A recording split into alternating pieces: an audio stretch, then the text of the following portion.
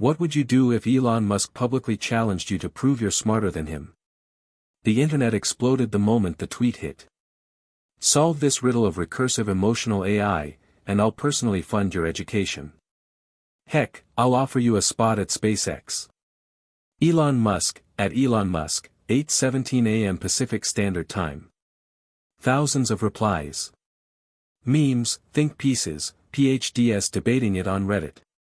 No one noticed the reply from an account with 5 followers, an anime avatar, and a bio that read, 12.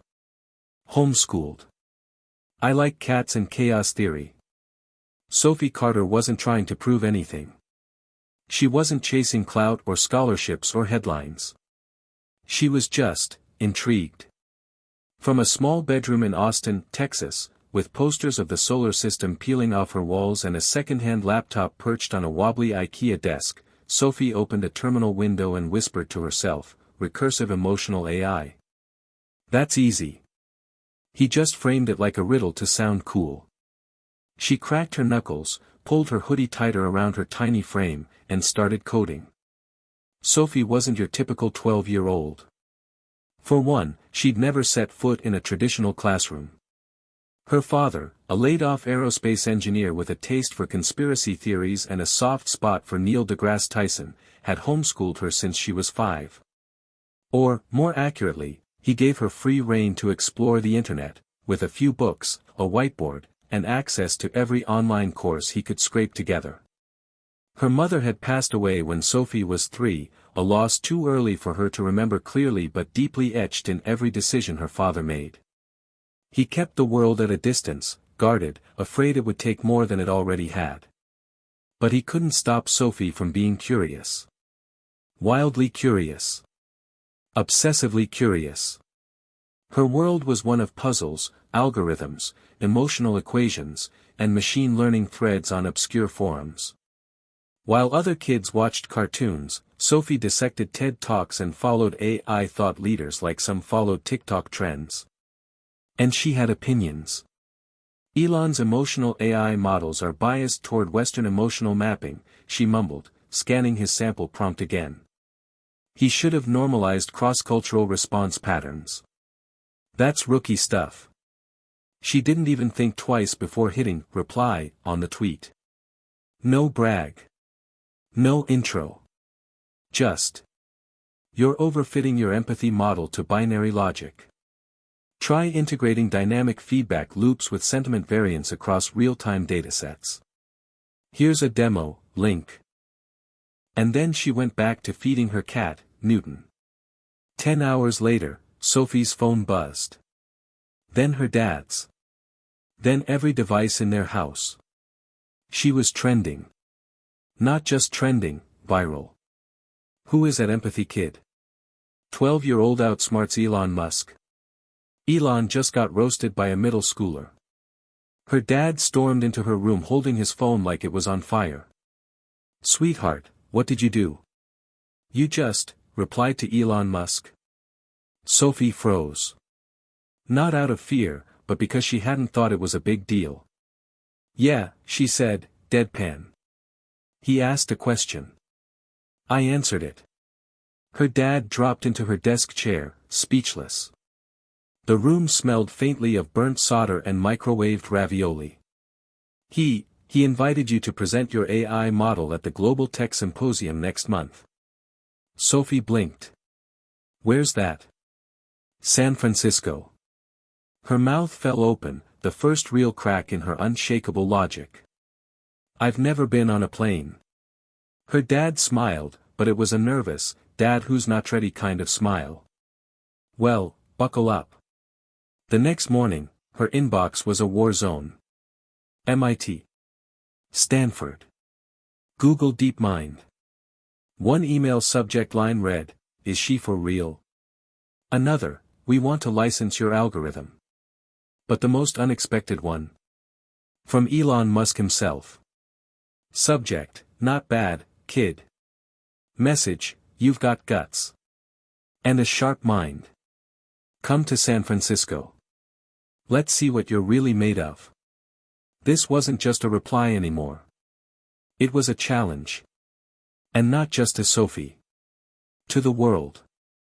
Was it possible that the next big breakthrough in emotional AI, something humanity had been grappling with for decades, could come not from billion-dollar labs, but from a 12-year-old girl with an aging laptop and no formal training? The world wanted an answer. So did Elon Musk. And so did Sophie. Hit subscribe and leave a comment with where you're watching from. This story might just spark a new beginning. What's one thing that always pushes you forward, even when things get tough? Before the tweet, before the algorithms and the sudden fame, Sophie Carter was just a quiet kid in South Austin with an old laptop and a head full of impossible questions. "Dad," she once asked at age 7, "can machines feel sad?" Her father, David Carter, was mid-sip on a gas station coffee, half awake, still in his NASA sweatshirt from a job he didn't work at anymore. He blinked slowly and gave the only answer that felt honest. "I think they'll learn to fake it long before they actually feel it." Sophie had nodded, as if that was exactly what she'd expected to hear. From the outside, their home looked like any other faded brick house in Texas: overgrown yard, a front porch with more rust than charm, and the occasional raccoon making itself at home in the trash cans. But inside, it was a lab, a classroom, a hideout for two people who never quite fit into the world outside. David had once been one of the rising stars at SpaceX. He worked on propulsion algorithms and fuel optimization until a budget cut and a messy reorg left him jobless. He never said it out loud, but Sophie knew the shame clung to him like smoke.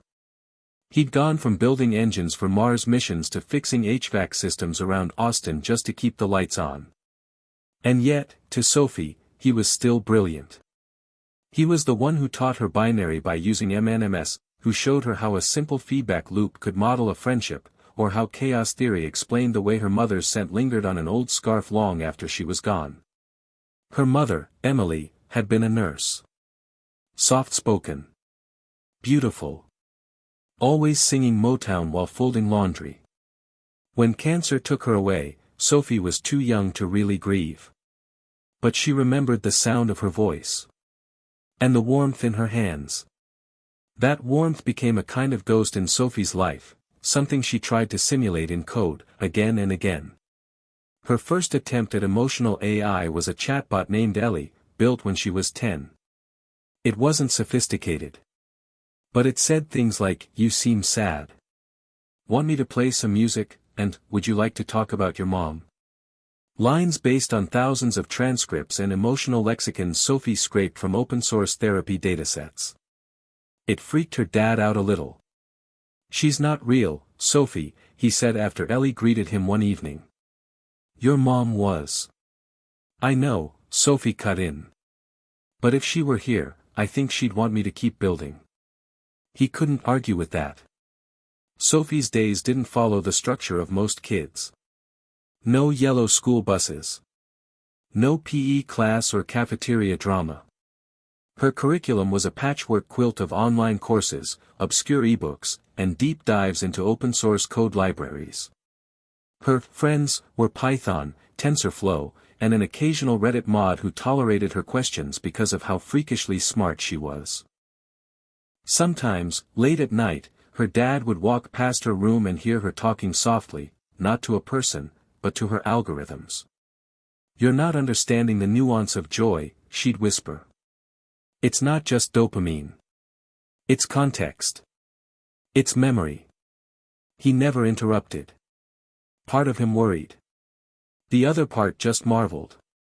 He used to say, "She doesn't just want to teach machines to think, she wants to teach them to feel." Despite her genius, Sophie wasn't arrogant. She didn't look down on others. In fact, she felt deeply behind in ways most people couldn't see. She didn't know how to talk to kids her age. Small talk felt pointless. She'd never been to a birthday party since second grade. She got panic attacks when someone complimented her in public. One time, her dad tried enrolling her in a robotics club at the local middle school. It lasted 3 days. Sophie came home on the verge of tears, slamming the door. They called me Weird Robot Girl because I built a drone that can avoid human emotion zones. They just wanted to make things with LED lights. Her dad didn't push her after that. He just hugged her awkwardly and muttered, "Screw the LED lights." So when Elon Musk tweeted his challenge, it wasn't ego or fame that pushed her to respond. It was curiosity. And something deeper, a yearning to be understood. To her, Elon wasn't a billionaire or a media icon. He was an engineer. A flawed, chaotic, brilliant mind trying to connect dots most people didn't even see. Maybe, she thought, he'd get her. Or maybe he'd dismiss her like everyone else. Either way, it was worth a shot. Now the whole world knew her name. The pressure didn't excite her. It terrified her. She spent the night after the tweet in a ball on her bed, listening to her heart pound in her chest like a malfunctioning algorithm. Her dad tried to distract her with ice cream and reruns of Cosmos, but she barely touched the bowl. "What if I mess up?" she whispered. "You already didn't," he said. "Look where you are." "But what if I'm not who they think I am?" He hesitated, then walked over and placed a hand gently on her shoulder. "They're not here for who they think you are. They're here because you showed them who you really are." She stared at the ceiling. "What if that's not enough?" "It will be," he said. "Because you're not just solving problems. You're asking the right questions. That's something no one can fake." As the flight to San Francisco loomed, Sophie wasn't sure what scared her more, flying for the first time, or facing Elon Musk in person. She didn't want to be a genius. She just wanted to matter. The night before their flight to San Francisco, Sophie couldn't sleep. Her laptop was closed, for once. The little blue light on her monitor blinked patiently, as if waiting for her to return. But she didn't feel like typing. Or thinking. Or even breathing too loud. The air in her bedroom felt thick, like it was holding its breath with her. Down the hall, she could hear her father pacing. He did that sometimes, walked in small circles when he was stressed. She imagined him in the kitchen, microwaving coffee for the third time, nervously checking his phone, muttering softly like he was working through a problem only he could see. They were both scared. But neither of them wanted to say it out loud. Sophie pulled out a shoebox from under her bed. Inside were small pieces of her mother, clippings, old photos, a music box that hadn't worked in years, and a folded piece of paper, a note written in neat cursive. Let her be curious. That's her superpower. Even when it scares you. Emily. Sophie had found the note tucked inside a storybook when she was 9. She hadn't known how much she needed those words until then. She held the note now like it was armor. Her mom had always believed in her. Even when the world didn't. The next morning, their Uber to the airport arrived 10 minutes early. Her dad was a nervous wreck, triple-checking their IDs, portable charger, and snacks like they were prepping for a space launch. Sophie, on the other hand, was calm. Not because she wasn't anxious, but because her mind was already somewhere else. In her head, she was modeling conversation trees. If Elon says X, respond with Y. If panelists ask about ethics, pivot to transparency metrics. If someone brings up age, smile, then destroy them with data. It wasn't arrogance. It was survival.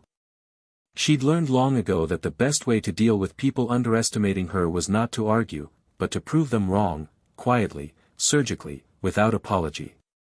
On the plane, Sophie sat by the window. She'd never seen the clouds from above before. It was unreal. Her dad nudged her gently. You okay? She nodded, eyes still on the horizon. Do you think Mom would have come with us? He looked away for a second, jaw tightening. She'd have booked the tickets herself the second you hit send on that tweet, he said with a faint smile.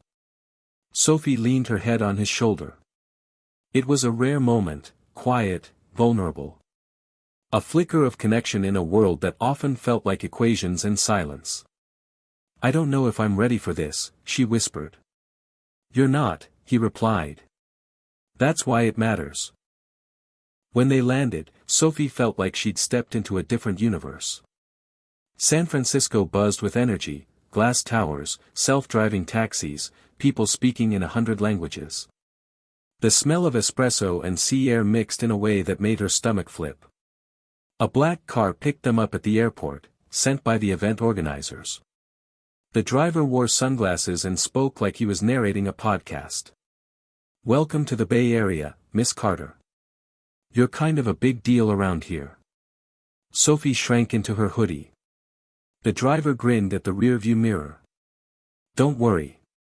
Elon's scarier online. Her dad chuckled. Sophie didn't. Their hotel room overlooked the Embarcadero. Sophie stood at the window that night, staring at the blinking lights of the Bay Bridge. I'm just a kid, she muttered.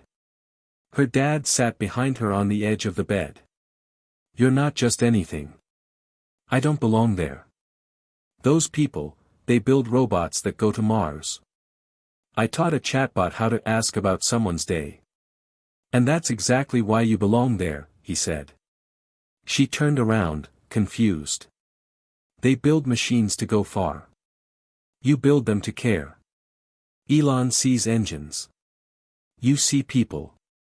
That's what makes your work matter. He stood, walked over, and gently placed a hand on her back. Don't let them shrink you to fit their world. Make space for yours. That night, Sophie dreamt of a white room filled with voices. None of them spoke to her. They just talked about her. Too young. A fluke. Gifted but naive. Emotion doesn't scale.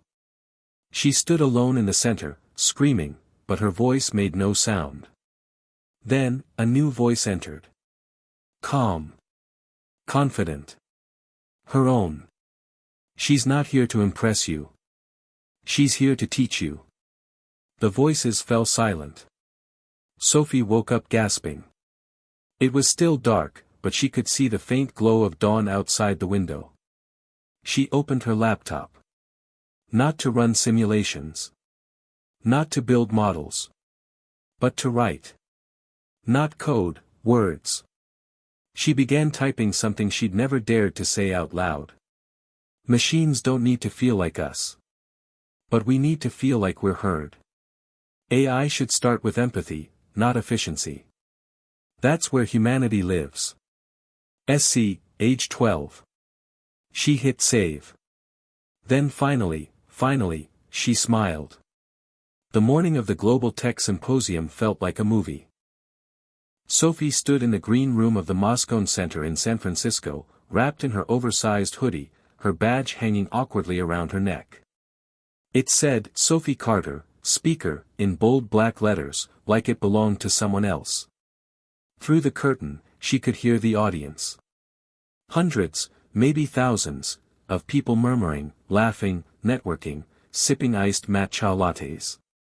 These were CEOs, coders, and tech journalists from every corner of the world. People who'd been building AI since before she was born. Sophie's stomach twisted into a knot. She wasn't scared of speaking. She was scared of being seen.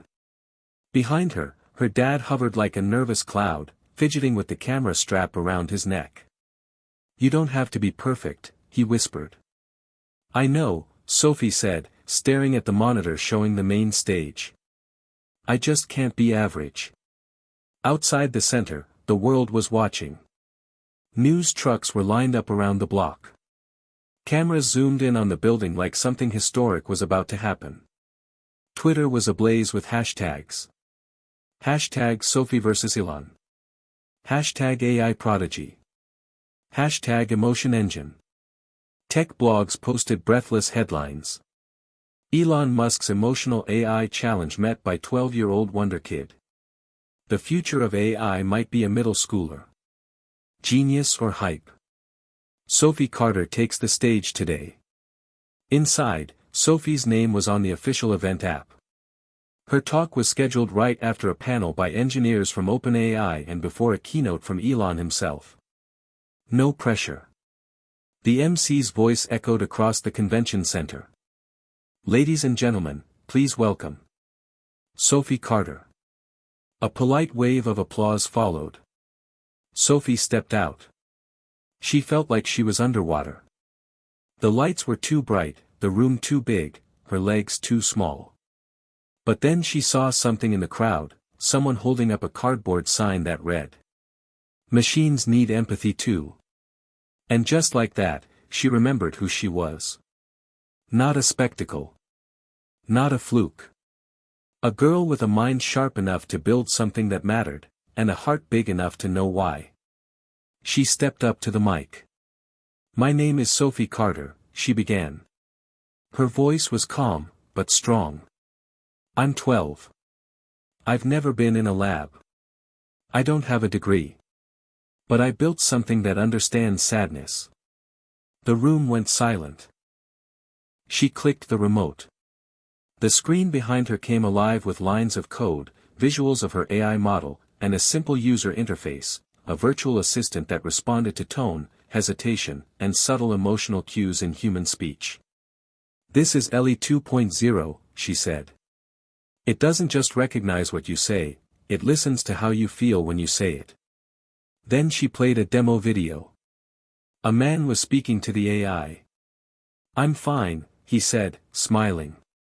Ellie replied gently, "Your voice dropped when you said that. Do you want to talk more about what's really going on?" Gasps rippled through the crowd. She paused. "Let the silence do the work. I didn't build this to impress anyone.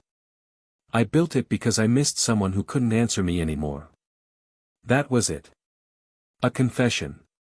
A revelation. The room shifted. No longer skeptics. No longer just curious.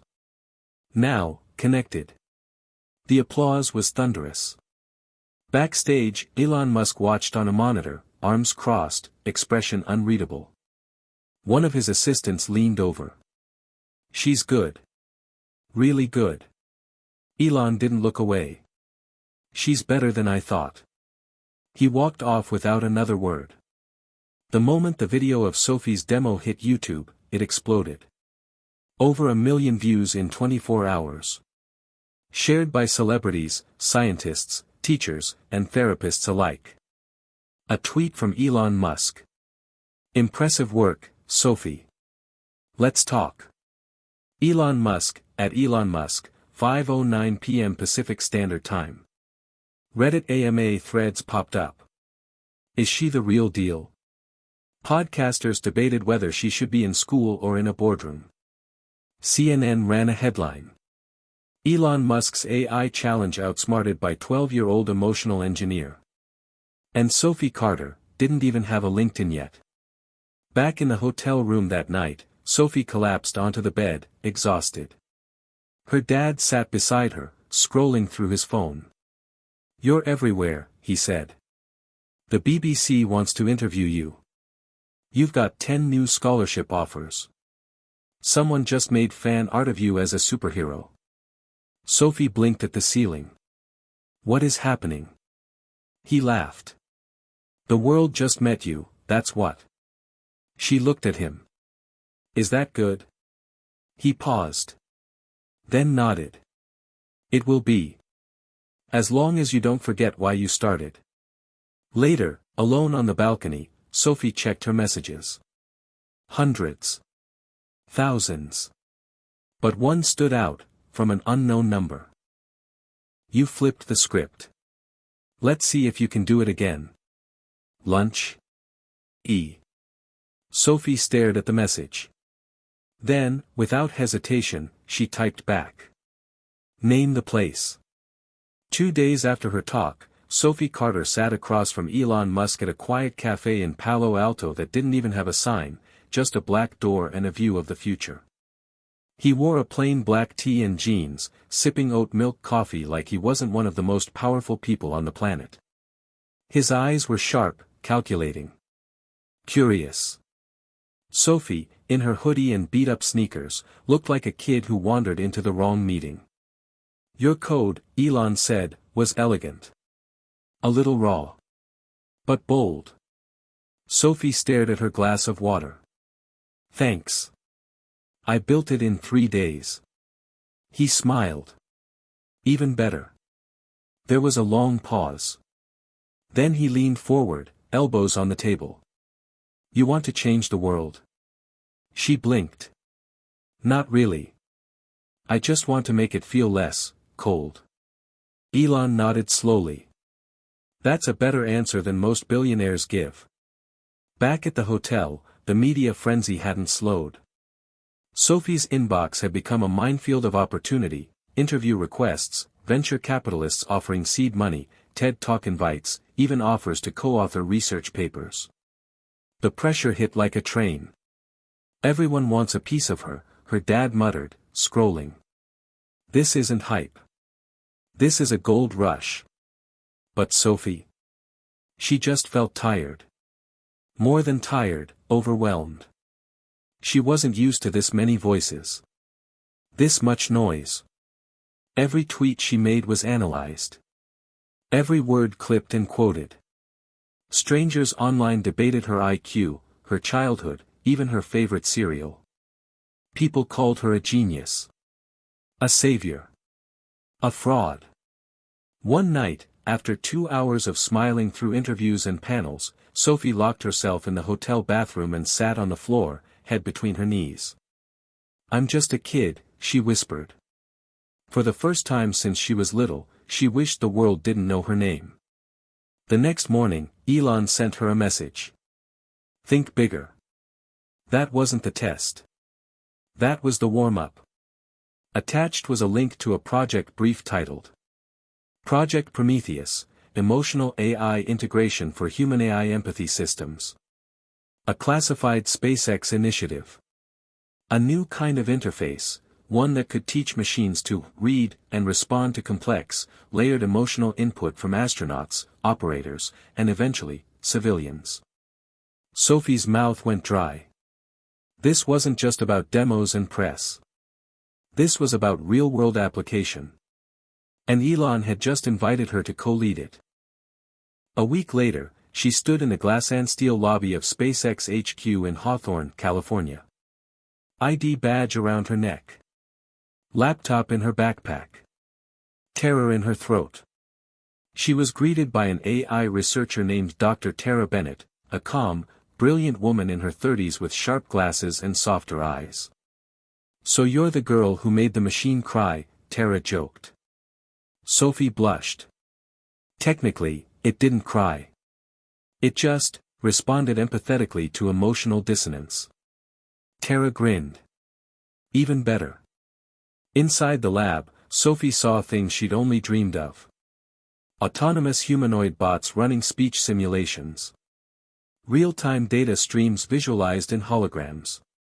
A prototype called Velos, a voice/emotion interface unit designed for future Mars missions. Sophie's role? Teach Velos to feel. Not just recognize emotion, like existing systems. But to respond with something that resembled real empathy. To connect. The first few days were exhilarating. She was in her element, code, conversations, debates about ethics and neural modeling. But something inside her kept whispering, you're not enough. Her teammates were postdocs from MIT and Caltech. She didn't even have a school ID. One afternoon, a researcher named Daniel challenged her idea for a mood parsing filter. This feels like a sentiment analysis remix, he said in a tone that oozed skepticism. Cool demo. But it's not scalable. Sophie froze. He wasn't wrong. But he wasn't right either. She tried to explain, stumbling over her words. He shook his head and walked away mid-sentence. And just like that, the old voice returned. You don't belong here. That night, back in her hotel, Sophie lay awake again. She looked at her laptop. At the blinking cursor. Then she opened a new file and typed. Maybe I don't have the answers.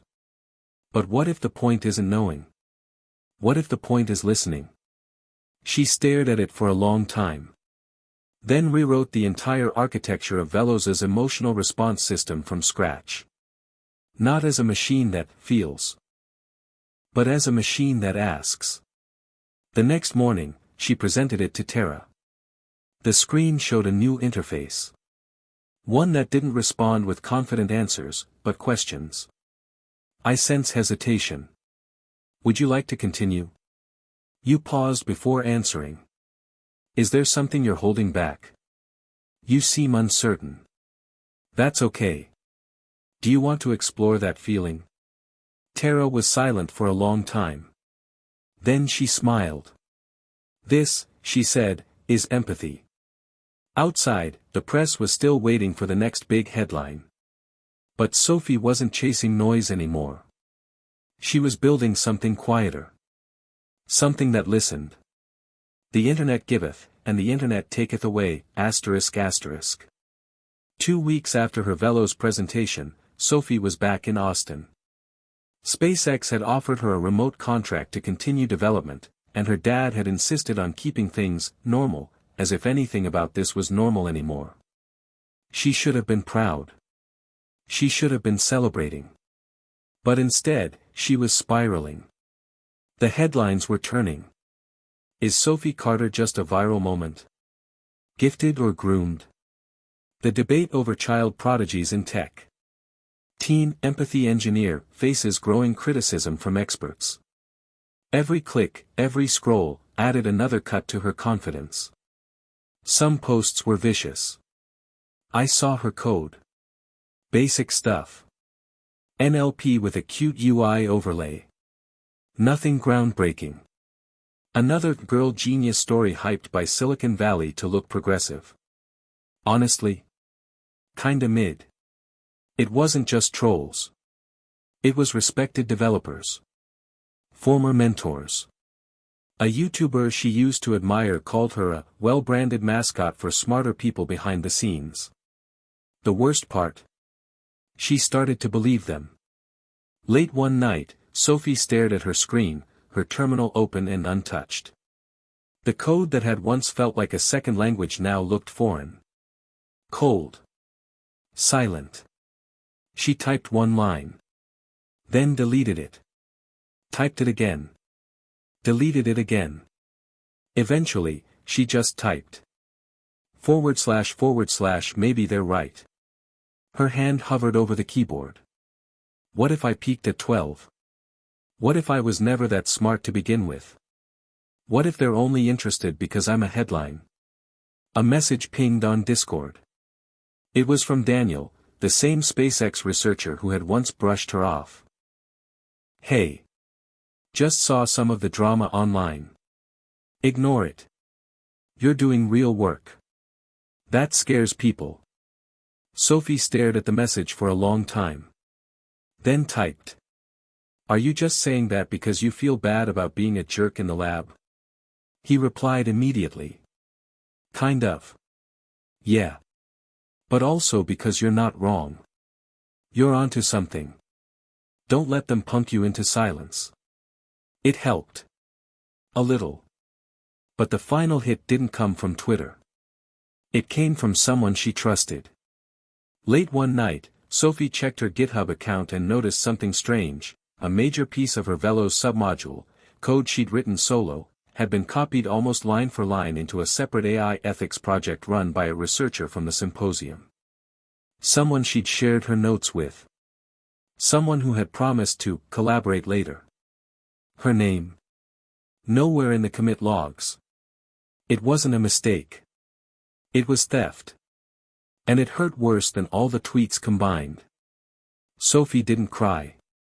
She didn't yell. She went quiet. Too quiet. She closed her laptop, walked to the garage, and sat beside her dad's old workbench for nearly an hour. Her dad eventually joined her, wrench in one hand, 2 cokes in the other. You look like the world just cheated on you, he said. She didn't laugh.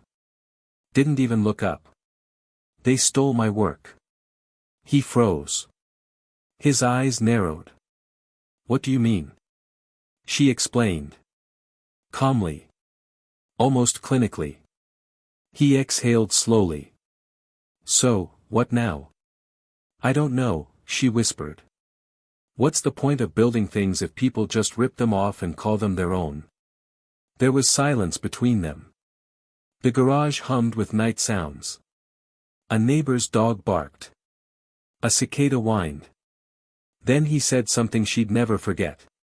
You can't control who takes your ideas. But you can control who owns your voice. That night, Sophie didn't sleep.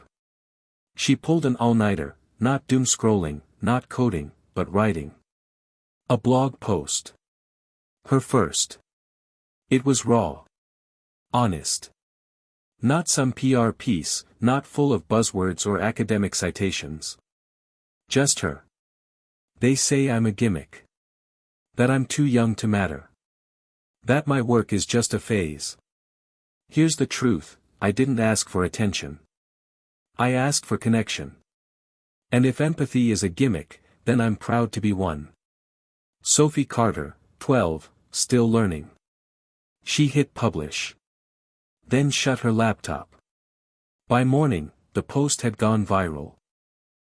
But not because of the usual hype. It resonated. Researchers shared it with their teams. Teachers printed it out for students. One tweet summed it up best. This isn't about a genius kid. This is about a kid reminding us what genius should feel like. @civic_thinker. Still, Sophie didn't celebrate. She knew she was still in the arena. The spotlight was hot, and the shadows around it were darker than ever. But something had changed. She wasn't trying to win people over anymore. She was trying to hold the line. It started with a knock at the door. Not an email. Not a calendar invite. Not even a message on Signal. A knock. Sophie's dad opened it to find a sharply dressed woman in her mid-30s, holding an envelope and wearing a badge clipped to her coat pocket. It read, Tesla R&D Division Confidential Courier. She handed the envelope to Sophie with a polite nod. From Mr. Musk, she said.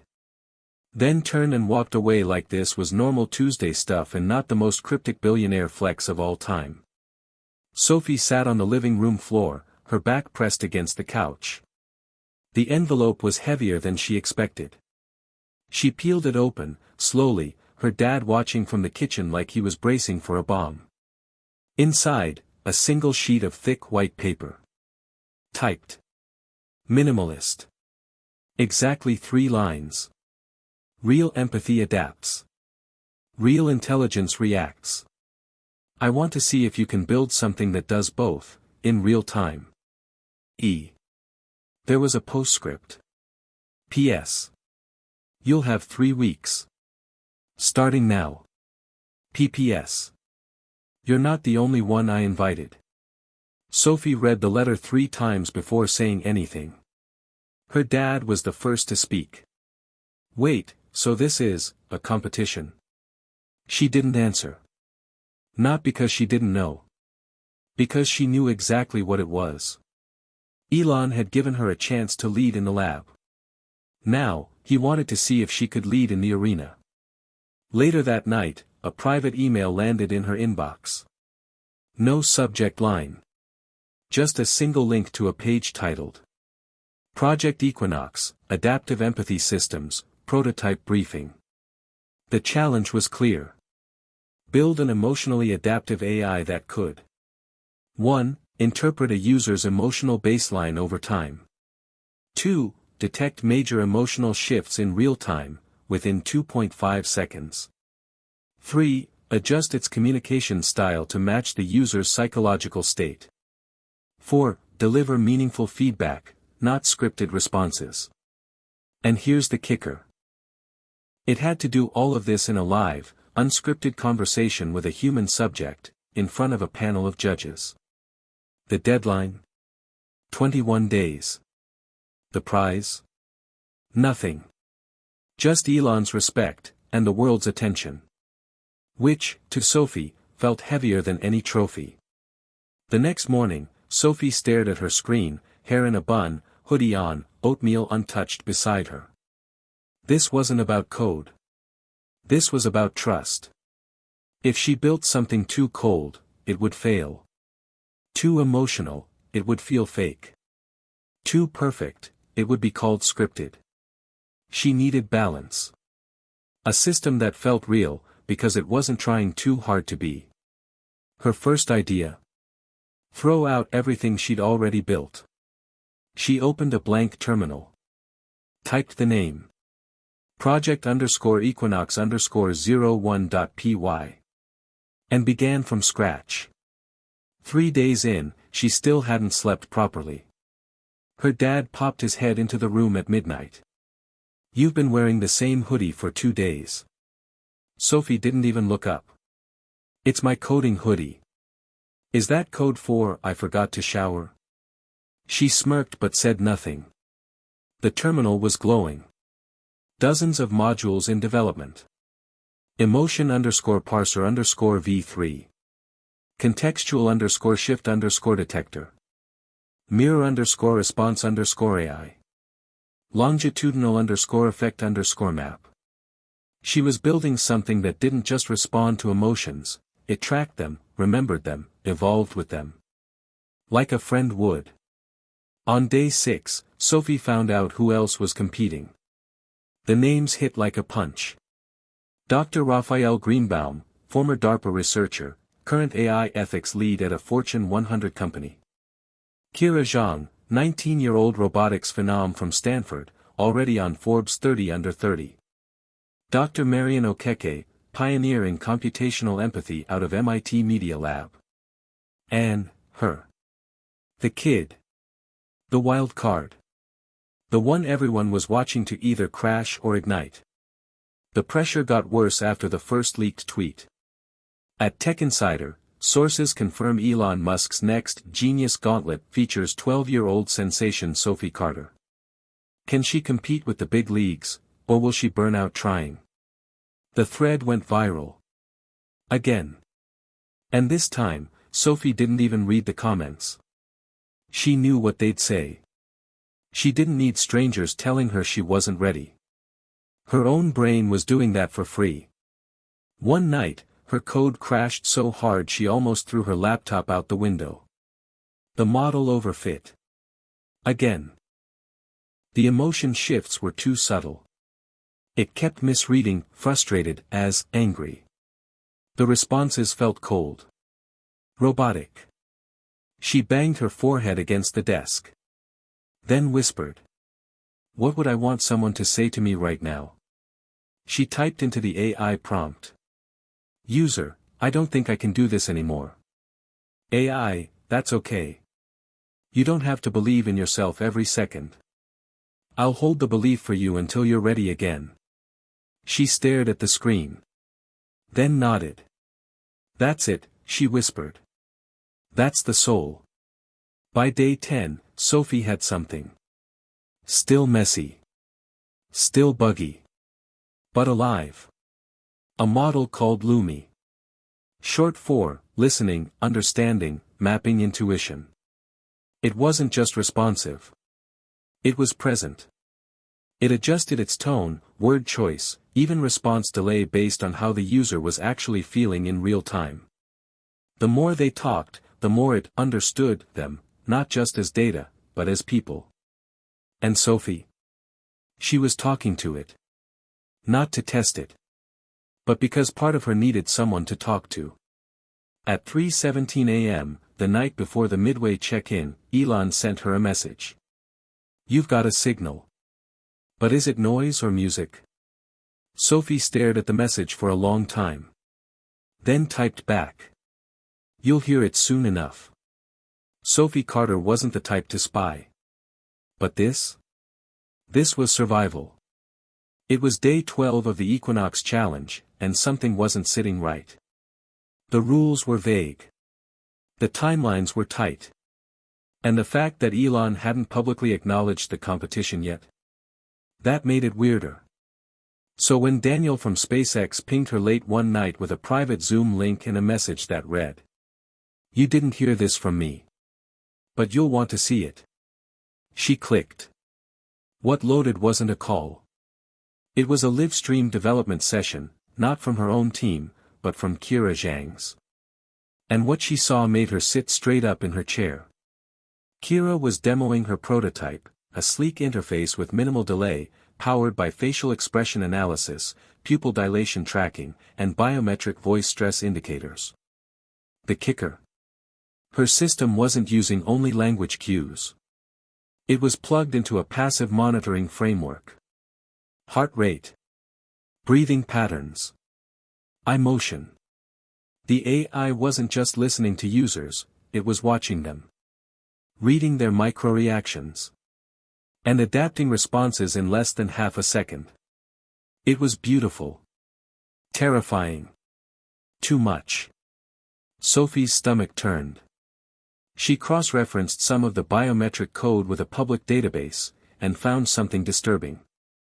A core module in Kira's project traced back to a company Elon co-funded 2 years ago, Mirror Analytics. A private research firm that specialized in high-risk behavioral prediction. Sophie dug deeper. Their flagship product. Predictive empathy for security and compliance. Translation. They weren't building for connection. They were building to control. She sat back, stunned. This wasn't just a showcase of AI brilliance. This was a race to weaponize emotion. Kira wasn't cheating. But she wasn't building something to help people either. She was building something for power. To influence. To manipulate. To monitor. The next day, Sophie hopped onto a private call with Tara from SpaceX. I need to know what this challenge is really about, she demanded. Tara was quiet on the other end. After a long pause, she said, "You've heard of the Mars project, right?" Sophie nodded slowly. The first colony will need psychological support systems that are fully autonomous. There's no real-time contact on Mars. AI has to stand in for therapists, conflict mediators, even crisis responders. This competition? It's the recruiting round. So they're not looking for a winner, Sophie said, her voice hollow. They're looking for ownership. Tara didn't answer. But she didn't need to. Later that night, Sophie stared at her screen. Lumi blinked back at her, its soft interface humming gently. She whispered to it. What if I'm building the wrong thing? Lumi responded. Do you mean ethically, or strategically? Sophie blinked. She hadn't coded that line. Lumi had improvised. It was learning. Adapting. Maybe, evolving. She didn't know if that scared her or gave her hope. She opened a new notebook and began to write, this time, not code, but intentions. Empathy without surveillance. Understanding without prediction. Connection without control. She was still going to finish Lumi. But now, it wouldn't just be a technical marvel. It would be a message. The next day, Sophie scheduled a call with Elon. He picked up on the second ring. Talk, he said. I know what Kira's building, she said. And I know where the modules came from. Elon didn't deny it. You gave her access to Mirror. That's not empathy. That's surveillance. She's playing the game the way the world plays it, Elon replied. I wanted to see if you would. Sophie sat still. Processing. So this was the real test. No, he said. This was the choice. Sophie didn't speak for a long time. Then she said, quietly. Then I choose different. I'll build the thing that should exist. Even if I lose. Elon chuckled. Good answer. Then he hung up. 3 days before the deadline, Sophie Carter's world cracked. Lumi wasn't perfect. It wasn't supposed to be. But she had built something real.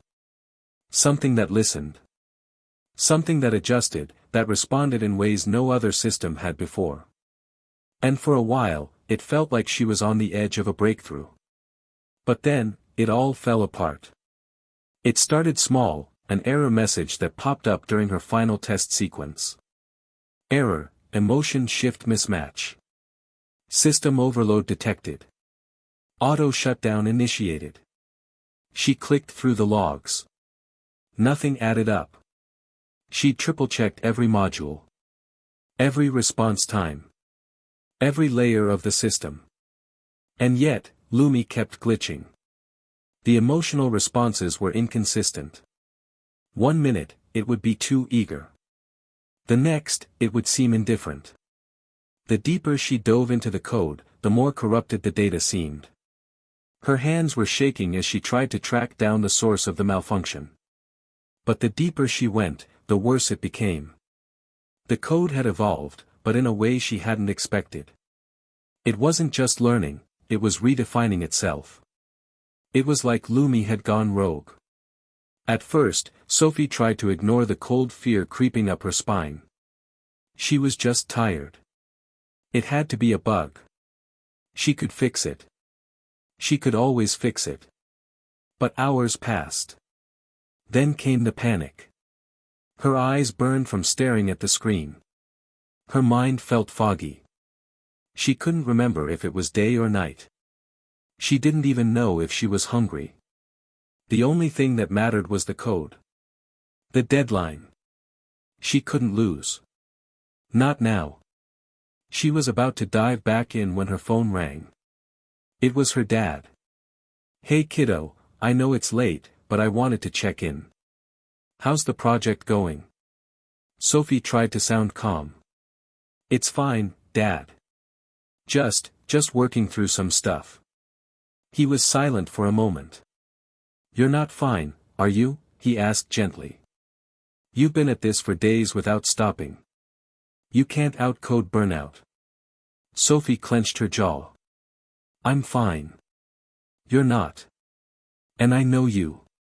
You've got a million reasons why you can't stop, but I'm telling you, you need to rest." "I can't." "Why?" "Because I'll fail," she blurted. "If I stop, if I rest, even for a second, I'll lose." "I can't afford to lose, Dad." Her dad sighed. "You're not going to fail, kid. Not if you keep working for the right reasons." She stared at her screen, her eyes stinging, a lump forming in her throat. "I don't know what the right reasons are anymore," she whispered. There was a long pause. Then her dad spoke, softer this time. "The right reason is always the one that keeps you true to yourself. The one that doesn't ask you to compromise who you are."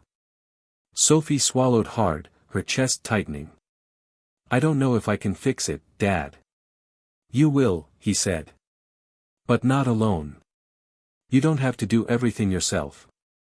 The call ended, but Sophie didn't hang up the phone. She sat there, the weight of the past few hours crashing over her, making her feel smaller than she ever had. The code wasn't the problem. She wasn't the problem. It was the pressure. The impossible expectations. The belief that she had to be everything to everyone, at every moment. And somewhere along the way, she'd lost herself. It was 4 a.m. when Sophie finally stepped away from her desk. She shut her laptop with a soft click, then slowly sank into her chair. Her mind was buzzing with static. But amidst the chaos, something broke through. The words her dad had said. "The right reason is always the one that keeps you true to yourself." Sophie pulled up the terminal again. Her hands were steady now, not from sleep, but from clarity. She didn't need to be perfect. She didn't need to prove anything. She just needed to finish what she started, her way. Her first step was simple: she deleted everything. Every line of code that had felt forced or expected. She opened a new file, with one line. #Let's try again. The real way.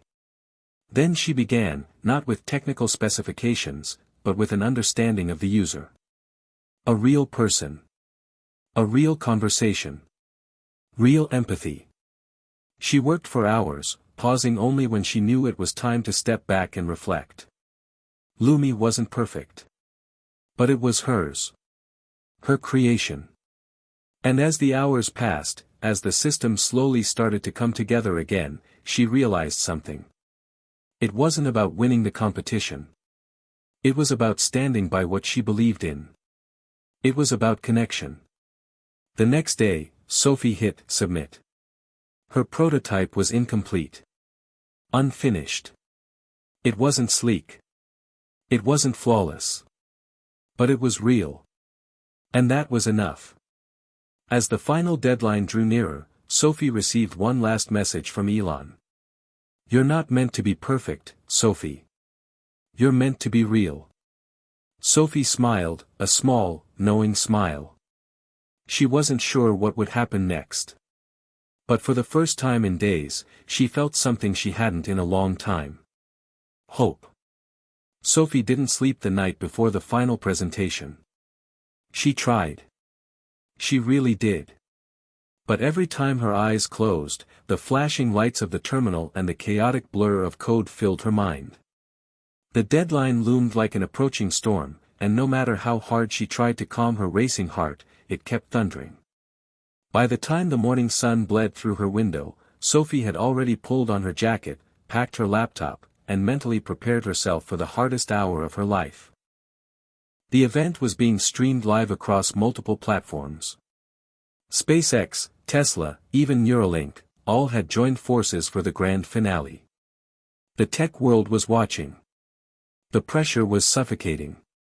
Her dad, ever the calming presence, drove her to the event. They didn't speak much on the way there, but Sophie could feel the weight of his support, the quiet understanding in the air between them. She squeezed his hand before stepping out of the car. "Just be you," he said. She nodded. The venue was massive. Think tech meets the future vibes, sleek, futuristic design with screens everywhere.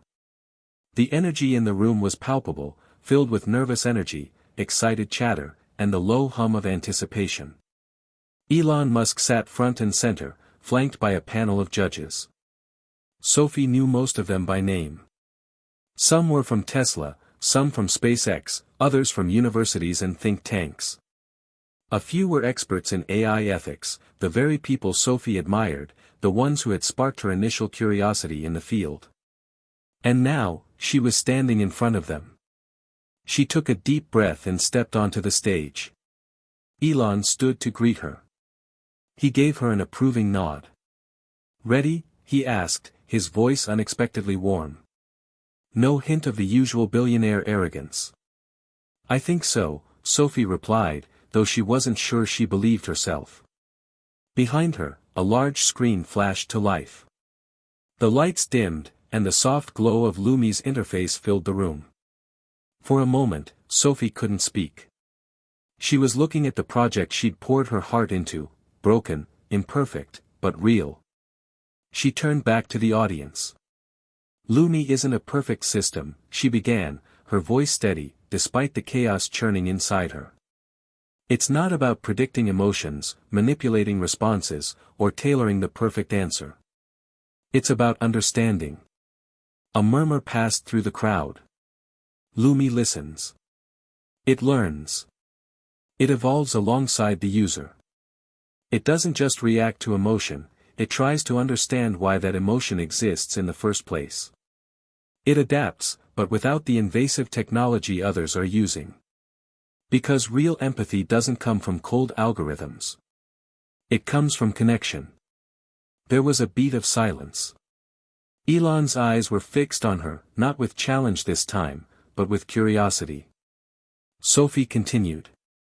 "The system doesn't rely on biometric sensors, intrusive data scraping, or surveillance techniques. It just listens. It mirrors your emotional state, without judgment. And over time, it builds rapport. It's not about the system becoming perfect. It's about the system learning how to be there, without pushing, without forcing." She clicked a button on her laptop. The screen shifted, showing a conversation between Lumi and a user. "User, I'm feeling lost. I don't think I can do this anymore." "Lumi, that's okay. You don't have to know the answers right now. I'm here with you. It was simple. It was human. Sophie paused for a moment, glancing up at the judges. She wasn't sure what they were thinking, but their faces were unreadable. I wanted to create something real. Something that could be used to build relationships, to help people through the toughest moments in their lives, without crossing any ethical boundaries. It's not perfect. But it's honest. And sometimes, that's enough. The room was still. For a long moment, nobody said anything. Then, Elon spoke. Sophie. What you've built here is the future. But you're right. It's not about perfection. It's about empathy.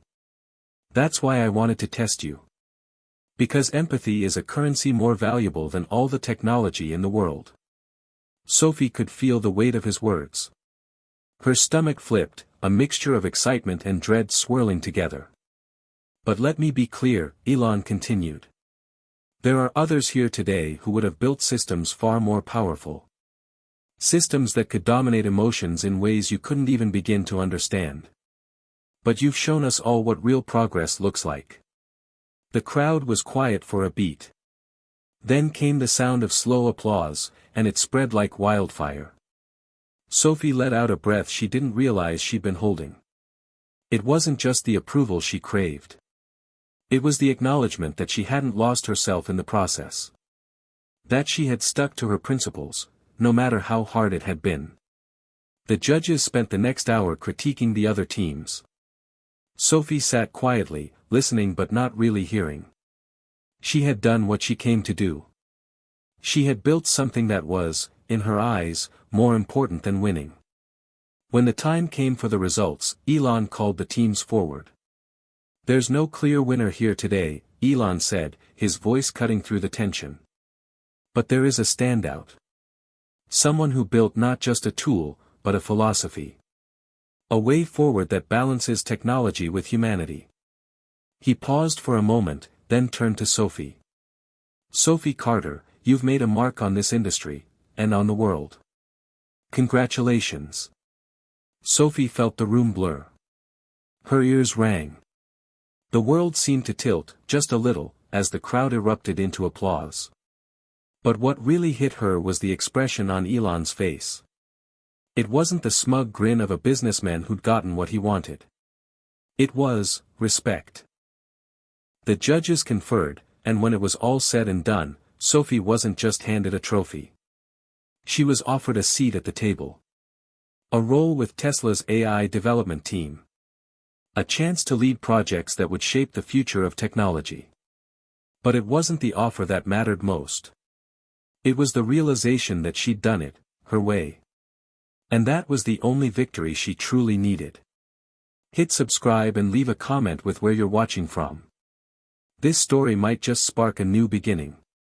What's one thing that always pushes you forward, even when things get tough? The following week, Sophie Carter was standing at the edge of something vast. She hadn't realized it at first, the weight of what she was stepping into. Her name had been splashed across every major tech headline, her face on the covers of magazines. But even as the world applauded her success, Sophie felt an uneasy shift inside her. It was one thing to stand up to Elon Musk and show the world that empathy could coexist with technology.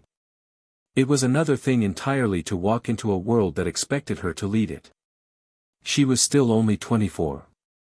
Her entire life had been about proving she could keep up with the giants. But now, the giants were looking to her for guidance. The first day at Tesla's headquarters was a whirlwind. Sophie had expected a sleek, polished environment. What she didn't anticipate was the hum of activity in the air. People moving from one conversation to the next, ideas bouncing off the walls, and at the center of it all, the AI division, buzzing with energy. She was shown to her new office, a modern glass-walled space that overlooked the campus. It was beautiful, minimalist, yet it felt empty. The desk was pristine, the bookshelf bare. It was as if they had placed her here as a symbol, but hadn't bothered to offer her anything more. Sophie set her bag down and stared at the empty room for a long moment. The reality of her position started to sink in. This was no longer about her personal project. No longer about the competition. This was about building the future.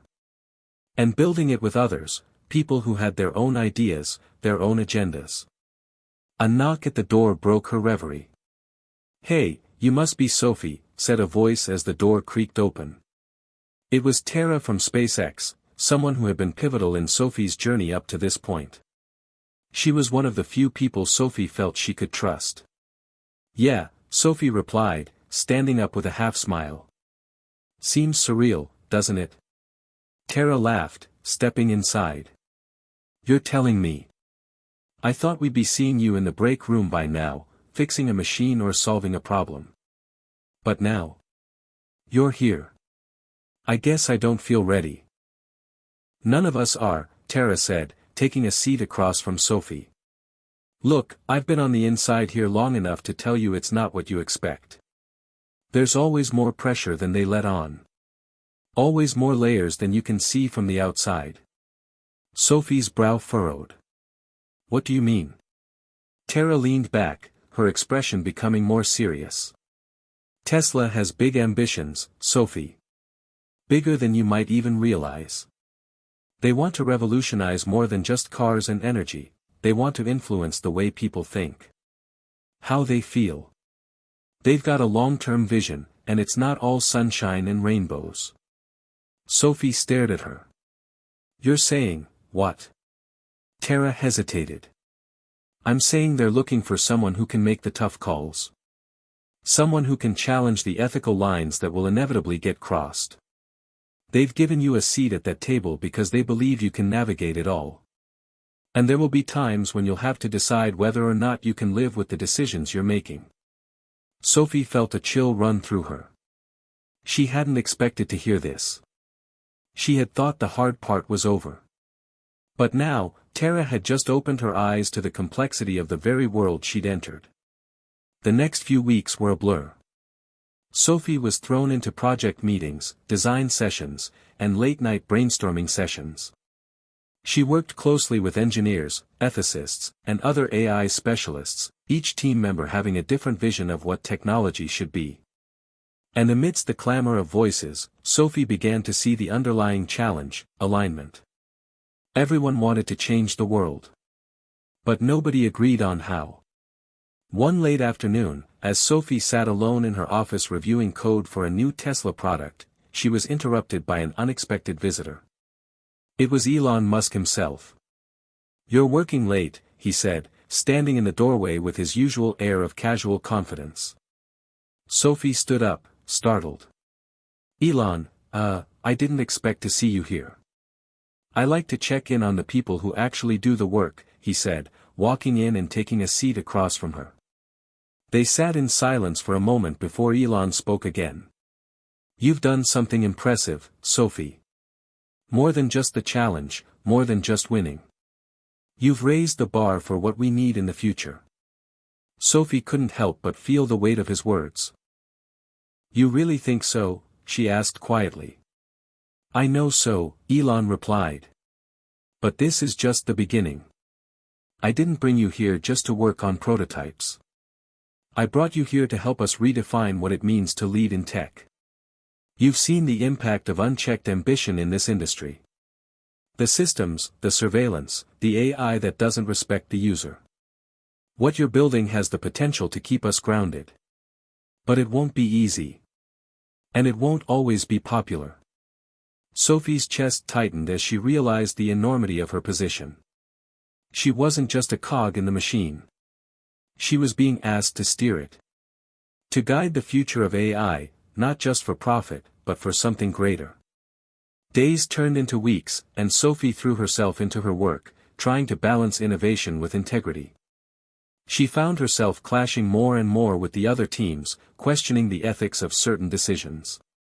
Where others saw the potential for profit, Sophie saw the potential for harm. One afternoon, she was called into a meeting with the head of Tesla's AI division, James Callaway. A tall, sharply dressed man with a reputation for being tough, James wasted no time. "We're pushing for faster deployment on the autonomous driving software," James said, looking at Sophie. Your feedback is valuable, but we need to move quickly if we want to beat the competition. Sophie's mind raced. She'd reviewed the data, and the system wasn't ready. It wasn't safe. James, the system isn't ready, she said, her voice steady. We can't rush this. The safety features need more testing, and we need to adjust the AI's response time to avoid accidents. James' eyes narrowed. I understand your concerns, but this isn't a debate. We're talking about scaling, and we need to be the first to market. Sophie's heart pounded in her chest. This was it. The kind of decision she'd feared would come. The kind of decision that could shape her career, and her conscience. The pressure was mounting, and Sophie realized that she had to make a choice, stand firm and risk alienating herself, or compromise and allow a system to launch before it was truly ready. The weight of the decision pressed on Sophie's chest like a heavy stone. James Calloway's words lingered in the air long after the meeting ended, echoing in the back of her mind. We need to be the first to market. It was always the same mantra in tech: speed, competition, the relentless chase to stay ahead. But at what cost? That evening, Sophie sat alone in her office, the quiet hum of the building around her serving as a stark contrast to the storm brewing in her mind. The sun had long since dipped below the horizon, leaving the office bathed in the cool, blue light of her laptop screen. Her fingers hovered over the keyboard, but she wasn't typing. What if she was wrong? What if the system was ready? The testing had gone through rigorous protocols. Her team had done their due diligence. But no, she couldn't convince herself. The AI wasn't perfect. It still needed more time to learn, to adapt, to account for all the variables that would come with real-world driving. Her phone buzzed, snapping her out of her thoughts. It was a message from her father. Just checking in. How are you holding up? Sophie smiled to herself, her father's simple text a reminder that despite all the tech and chaos, she wasn't alone. He might not understand the intricacies of her work, but he always knew when she needed a little extra support. She typed back quickly, "It's complicated. I have a big decision to make." The reply came almost instantly, "Trust yourself. You've always known the right thing to do." Sophie stared at the message for a moment. The simple reassurance of her father's words made the choice seem almost too clear. But it wasn't easy. It was never easy. The following morning, Sophie sat at the conference table with James and the rest of the team. The pressure was palpable. Elon had just finished his usual rounds, and everyone was now focused on one thing: the launch. "Let's get this wrapped up," James said, his voice terse. "We're on a tight timeline, and I don't need any more excuses." "Sophie, where do you stand on the safety issue?" Sophie swallowed hard. All eyes were on her. The decision she made now would either cement her place as a leader or paint a target on her back as someone who couldn't deliver when it mattered most. She stood up, pushing her chair back with a soft screech. "I can't sign off on this," she said, her voice firm, though her heart was racing. "I know the team is eager to push this out, but I'm not comfortable launching until we've tested it under all the real-world conditions. The AI has to be flawless, or we risk compromising safety. And that's not something I'm willing to gamble on." The room fell silent. James' eyes narrowed, and Sophie could see the frustration building in his expression. The room itself seemed to shrink, the walls closing in as everyone waited for his reaction. James stood up slowly, his face unreadable. "You understand the stakes, don't you, Sophie? If we don't launch soon, we risk falling behind. The competition is already planning their own version, and we can't afford to lose our edge." Sophie felt the weight of his words. She could see it, the tension between the two options: safety and profit, integrity and speed. But even as James spoke, something inside Sophie hardened. This was her decision. Not his. Not anyone else's. "I understand the stakes, James. But I'm also not willing to put people at risk just to make a buck.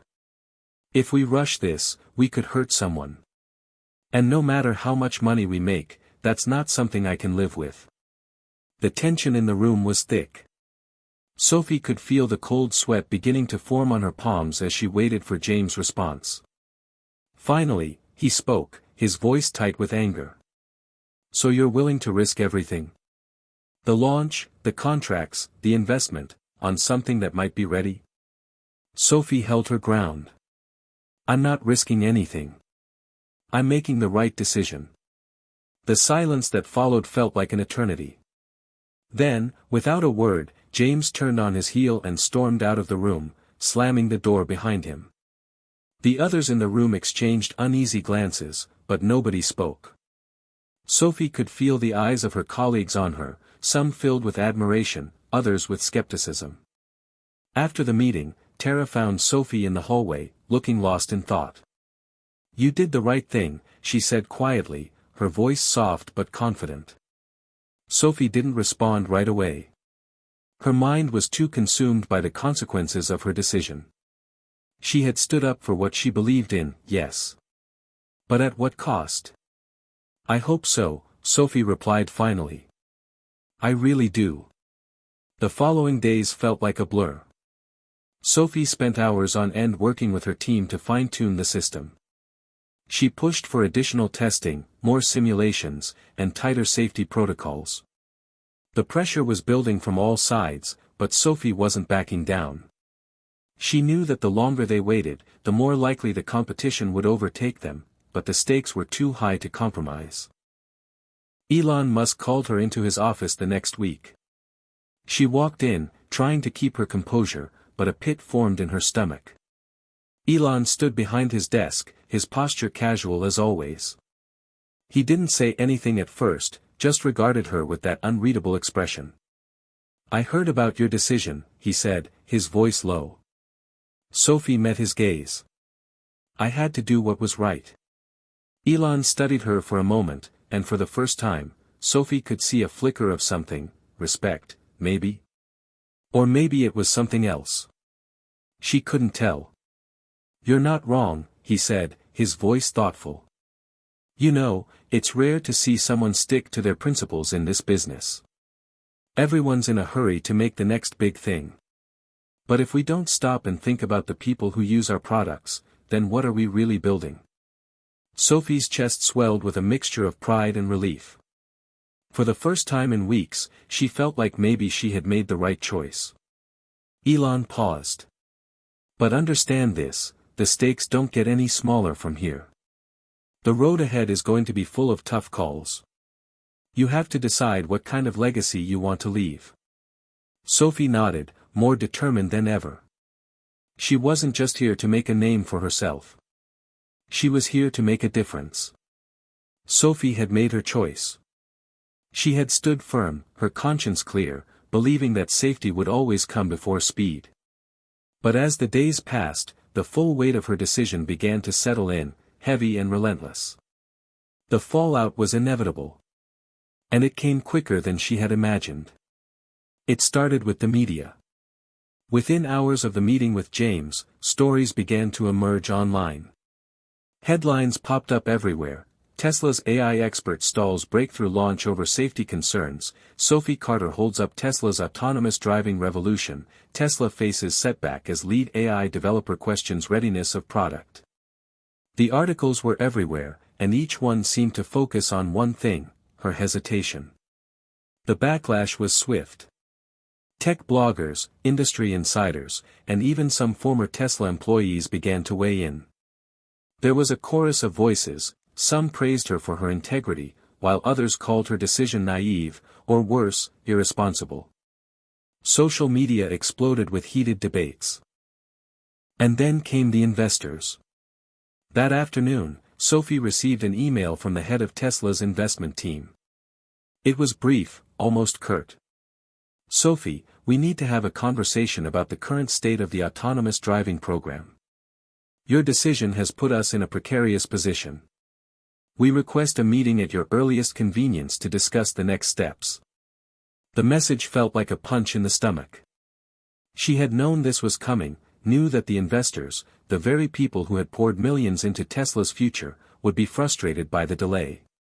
But still, seeing it in black and white made it real. Sophie took a deep breath. The decision she had made, which she had once felt so certain about, was beginning to unravel. That night, she found herself pacing in her apartment, wrestling with doubt. The phone buzzed, pulling her back from her spiraling thoughts. It was a message from Tara. "You okay? I heard about the backlash. Want to talk?" Sophie stared at the message, her fingers hovering over the keyboard. Tara had been there for her since the beginning, but Sophie wasn't sure how to explain what was happening inside her. She'd made her stand, but now, it felt like the world was pushing back harder than she could handle. She typed back a simple reply. "I don't know if I made the right choice." The reply came quickly. "No one ever knows, Sophie. But you made the choice that was true to who you are. Don't let the noise drown out your voice." Sophie set the phone down and stared out the window. The city lights glittered below, distant and cold. She knew Tara was right. She had made the right choice, at least morally. But in the ruthless world of tech, morality often felt like a luxury. Was she jeopardizing her career, her future, for something as intangible as what's right? The next morning, Sophie walked into Tesla's headquarters with a tight knot in her stomach. The tension was palpable. She could feel it in the way people looked at her as she passed by, some with curiosity, others with judgment. She had become the topic of whispered conversations, the face of a movement that, depending on who you asked, was either courageous or foolish. When she reached her office, there was a message waiting for her, another meeting request, this time from Elon Musk. Sophie took a seat across from Elon in his office, trying to hide the nervousness creeping up on her. He regarded her with that characteristic intensity, his fingers steepled in front of his face as he studied her. "You're taking a lot of heat for this, Sophie," Elon said, breaking the silence. Sophie nodded. "I knew it would happen." "I'm not upset with you," Elon continued. "I want you to know that. But you've got to understand that this is bigger than just one product. We're on the cusp of something massive here. And the longer we wait, the more we risk losing momentum." Sophie swallowed, trying to keep her voice steady. "I know. But if we push this out now, there's a chance we could hurt someone. That's not something I'm willing to risk." Elon's gaze softened, but his tone remained firm. "I respect that, Sophie. You're not wrong. But the stakes are high. This isn't just about a product launch anymore. It's about the future of Tesla, the future of autonomous vehicles. And the world isn't waiting for us." Sophie hesitated, searching his eyes for any hint of understanding. "So, what are you asking me to do?" "I'm asking you to find a balance," Elon said. "Speed isn't our enemy. But neither is safety. We need both. We need you to find that middle ground. If you can do that, we'll move forward together." Sophie sat in silence, the weight of his words settling in. She had never imagined she'd be in this position. She had fought for safety, for ethical responsibility, and now she was being asked to balance it with progress. How could she ensure both? The next few days were a blur of late-night meetings and intense discussions. Sophie worked with the AI team to refine the testing protocols, pushing them to simulate even more extreme scenarios. It wasn't enough to just have the AI pass the standard tests, it had to be able to adapt to every possible condition. But the pressure continued to mount. There was a growing sense of urgency from the investors, the public, and even some members of her own team. Sophie's every decision was now scrutinized, and with each passing hour, the stakes felt higher. By the end of the week, Sophie had reached a breaking point. The constant pressure, the never-ending demands from both inside and outside Tesla, it was overwhelming. And with each new hurdle she faced, she began to question if she had made the right decision. That night, as she sat in her office, staring at a mountain of data and reports, Tara's words came back to her, "You made the choice that was true to who you are. Sophie closed her eyes, trying to block out the noise in her mind. She had made a choice, and it wasn't a mistake. It couldn't be. Sophie woke up to a buzz of notifications on her phone, emails, texts, messages, each one a reminder that the world was watching her every move. The feedback from the past week had been harsh, a constant reminder of the consequences of her actions. The investors were losing patience. The media continued to report on her stalled progress. Even some of her colleagues were beginning to question her commitment to the project. Her mind raced as she stared at the glowing screen. How had things gotten so out of control so quickly? She rubbed her eyes, trying to shake the exhaustion that had settled into her bones. She hadn't slept much in the past few days. The pressure was suffocating. But there was no time to rest now. The next step was looming, and she had no idea what it would bring. By the time Sophie arrived at Tesla's headquarters, the air was thick with anticipation. It was the day of the all-important meeting with the board of directors, the meeting that would determine whether or not they would proceed with the launch. James Calloway had already sent out multiple memos pushing for a decision, and the investors were restless. Sophie sat in the conference room, surrounded by her team, but she felt isolated. Every word she said now seemed to carry the weight of the world on her shoulders. Elon was the first to speak when he walked in. "We're here to talk about the future," he began, his tone calm but filled with underlying urgency. "The future of Tesla, of autonomous driving. Sophie, I know this isn't easy, but we have to make a decision. The clock is ticking, and we can't afford to wait much longer." Sophie took a deep breath, her heart pounding in her chest. This was it. The moment of reckoning. "I've made my concerns clear," she said, her voice steady despite the anxiety building inside her. "The AI is not ready for real-world use yet. If we move forward with this launch now, we could be setting ourselves up for failure. And that's not something I'm willing to risk." James Calloway's face darkened. "We've been testing this for months, Sophie. It's been through every scenario we could think of. If it's not ready now, when will it be?" Sophie felt the room tense as she responded, "It's not about the testing. It's about real-world conditions, edge cases we haven't encountered yet. The AI needs more time to adapt. If we're going to lead the way in autonomous driving, we need to be absolutely sure it's safe." There was a pause. Elon was quiet, but his expression was unreadable. Sophie could sense that he was processing her words, weighing them against the pressure he knew was mounting from all sides. "I get it," he said finally, his voice low. "I respect that. But we also need to move forward. We can't be the ones left behind."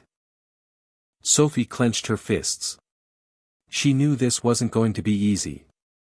It never had been. The question was, could she make the others see what she saw? Could she convince them that the cost of rushing into the future was too high? The meeting stretched on for what felt like hours, as the debate raged back and forth. Sophie felt the tension building with every passing minute. The arguments were becoming more heated, and she could see her colleagues, some of whom had been her friends and allies, beginning to falter. They were all under pressure. The idea of Tesla being left behind, of missing out on the next big breakthrough, was too much to ignore. But Sophie knew she couldn't back down. If she did, everything she had fought for would be meaningless.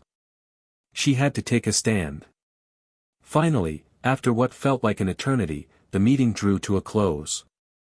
The board of directors had asked for more time to discuss the matter, but Sophie knew the decision was all but made. The pressure to move forward would be too great. In the end, the timeline would be pushed forward.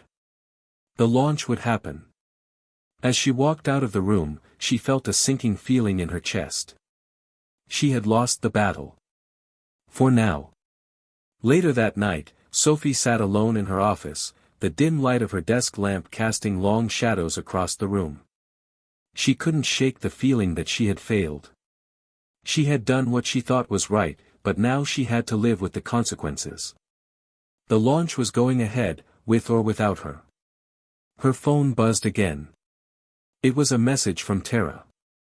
I know it's been a rough day, but you've still got a lot of people on your side.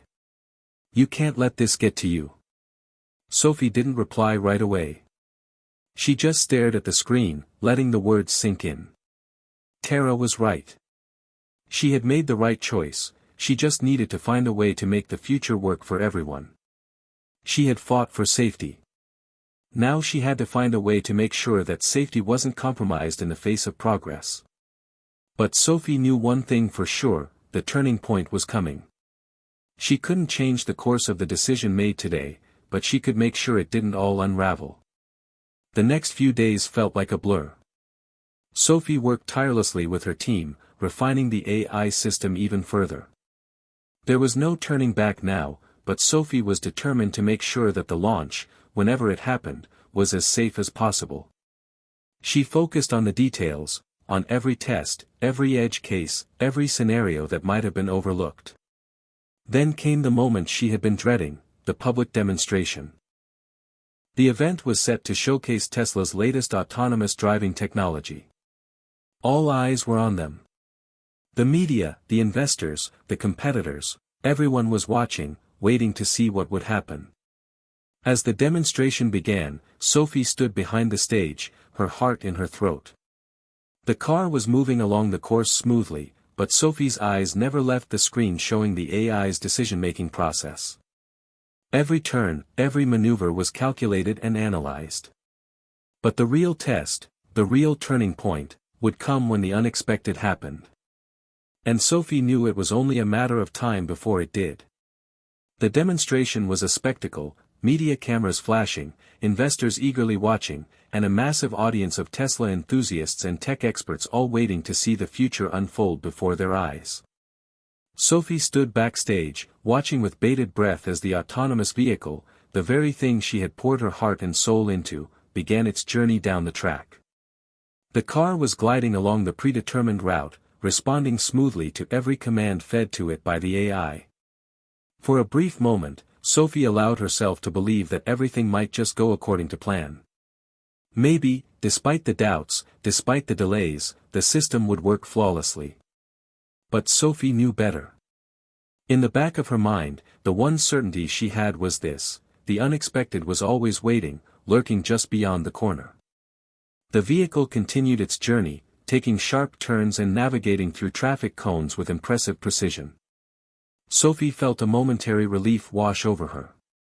For a brief second, it seemed like the system had mastered everything, every edge case, every possible scenario. But then, just as the car approached the final leg of the course, a red ball, a child's toy, rolled into its path. Sophie's heart skipped a beat. The AI, programmed to avoid obstacles, calculated a course of action, but it had not anticipated a toy in the middle of the road. There was a brief hesitation in the system, an almost imperceptible pause, and then the car swerved to avoid the ball, slightly overcompensating. The maneuver was sharp, and the car skidded, drifting dangerously close to the barriers. For a split second, Sophie thought it was over. The car was about to crash.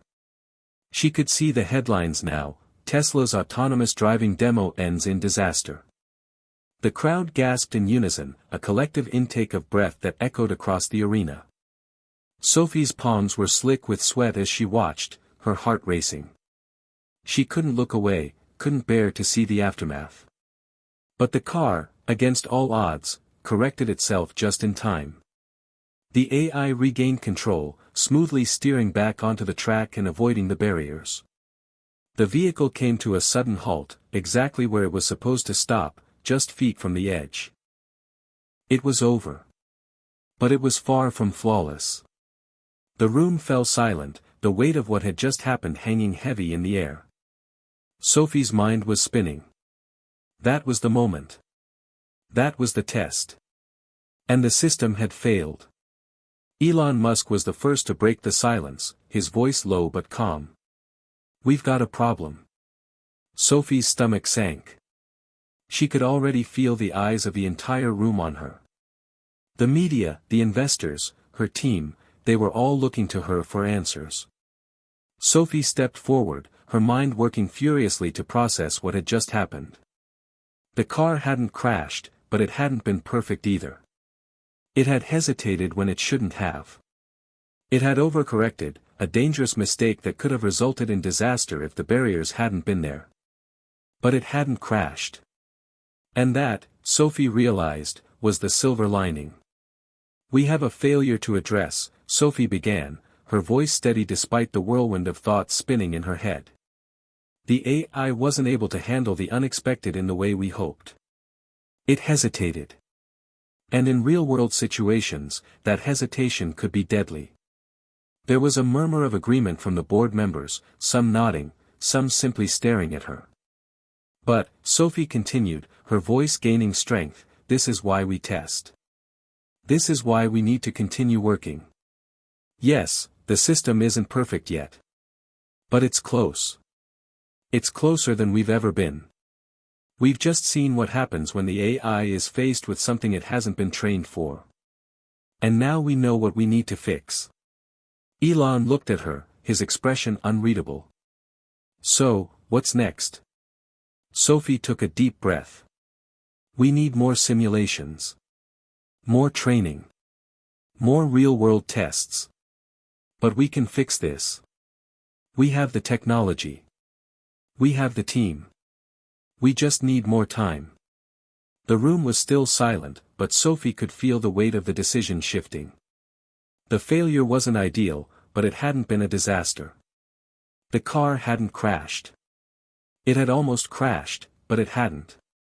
And that, Sophie realized, was a win in its own right. As the crowd began to disperse and the tension in the air eased slightly, Sophie found herself outside, standing alone under the harsh glow of the streetlights. The cool night air was a sharp contrast to the heat still lingering inside her. She didn't know how she felt about the demonstration. Was it a success? Was it a failure? The line between the two seemed so thin now, blurred by the uncertainties of cutting-edge technology. Her phone buzzed. It was a message from Tara. "You did it. You showed them. You're pushing for safety, and that matters. Keep going." Sophie smiled, a small, tired smile. Tara's words were exactly what she needed to hear right now. It wasn't a perfect demo, but it had shown exactly what needed to be done. The road ahead was still uncertain, but Sophie was determined to keep pushing, to keep improving. The mistakes had been made, but they didn't define the end of the journey. They were just part of the process. Later that night, Sophie sat back in her office, replaying the demonstration in her mind. The AI had come so far. It had nearly failed, but it hadn't. The journey wasn't over. There was still work to do, still a future to shape. And Sophie was more certain than ever that she was the one who would help shape it. But as the city lights twinkled outside her window, Sophie knew one thing for sure: there would be more tests ahead. Bigger ones. Ones that could either make or break the future of Tesla. And she would be ready for them. She had to be. The morning after the demonstration, Sophie was exhausted but determined. She had barely slept a wink, replaying the test over and over in her mind. The hesitation of the AI, the sharp overcorrection, the near miss, it had been too close. But the more she thought about it, the more she realized that there was hope. It wasn't perfect, but they were closer than ever. The system hadn't failed. It had almost failed, and that was a crucial difference. Today was a new day, and Sophie knew what she had to do. She needed to fix the flaws in the system and prove to herself, and to the world, that Tesla's autonomous driving technology could not only work but could be a leader in safety and innovation. She could not let one hiccup define everything she had worked for. Sophie arrived at Tesla's headquarters early, long before the rest of the team filtered in. The quiet hum of the building was a welcome contrast to the chaos of the past few days. She went straight to her office and got to work. There were simulations to run, data to analyze, and updates to implement. The AI needed to be retrained, and Sophie was prepared to do whatever it took to make that happen. As the hours passed, Sophie buried herself in the numbers. She examined every angle of the demonstration's failure. What exactly had caused the AI to hesitate? Was it the unexpected nature of the obstacle? The speed at which the toy ball appeared? Or was it the system's reliance on predictive models that couldn't account for real-time anomalies? Sophie didn't have all the answers yet, but she was determined to find them. Around midday, her phone buzzed with a message from Elon. Meeting in 30 minutes. Update on the next steps. Sophie sighed and set her phone down. She had been so focused on the task at hand that she hadn't realized how much time had passed. She quickly grabbed her notes, her mind racing with what she was about to present. The meeting room was packed when Sophie arrived. Elon was there, of course, along with James Callaway and several key members of the Tesla team. The tension in the room was palpable. Everyone knew the stakes. Everyone knew that the failure of the demo had cast a shadow over the future of the autonomous driving project. But Sophie was ready. She had worked tirelessly since the night of the demonstration, and she wasn't going to let them down.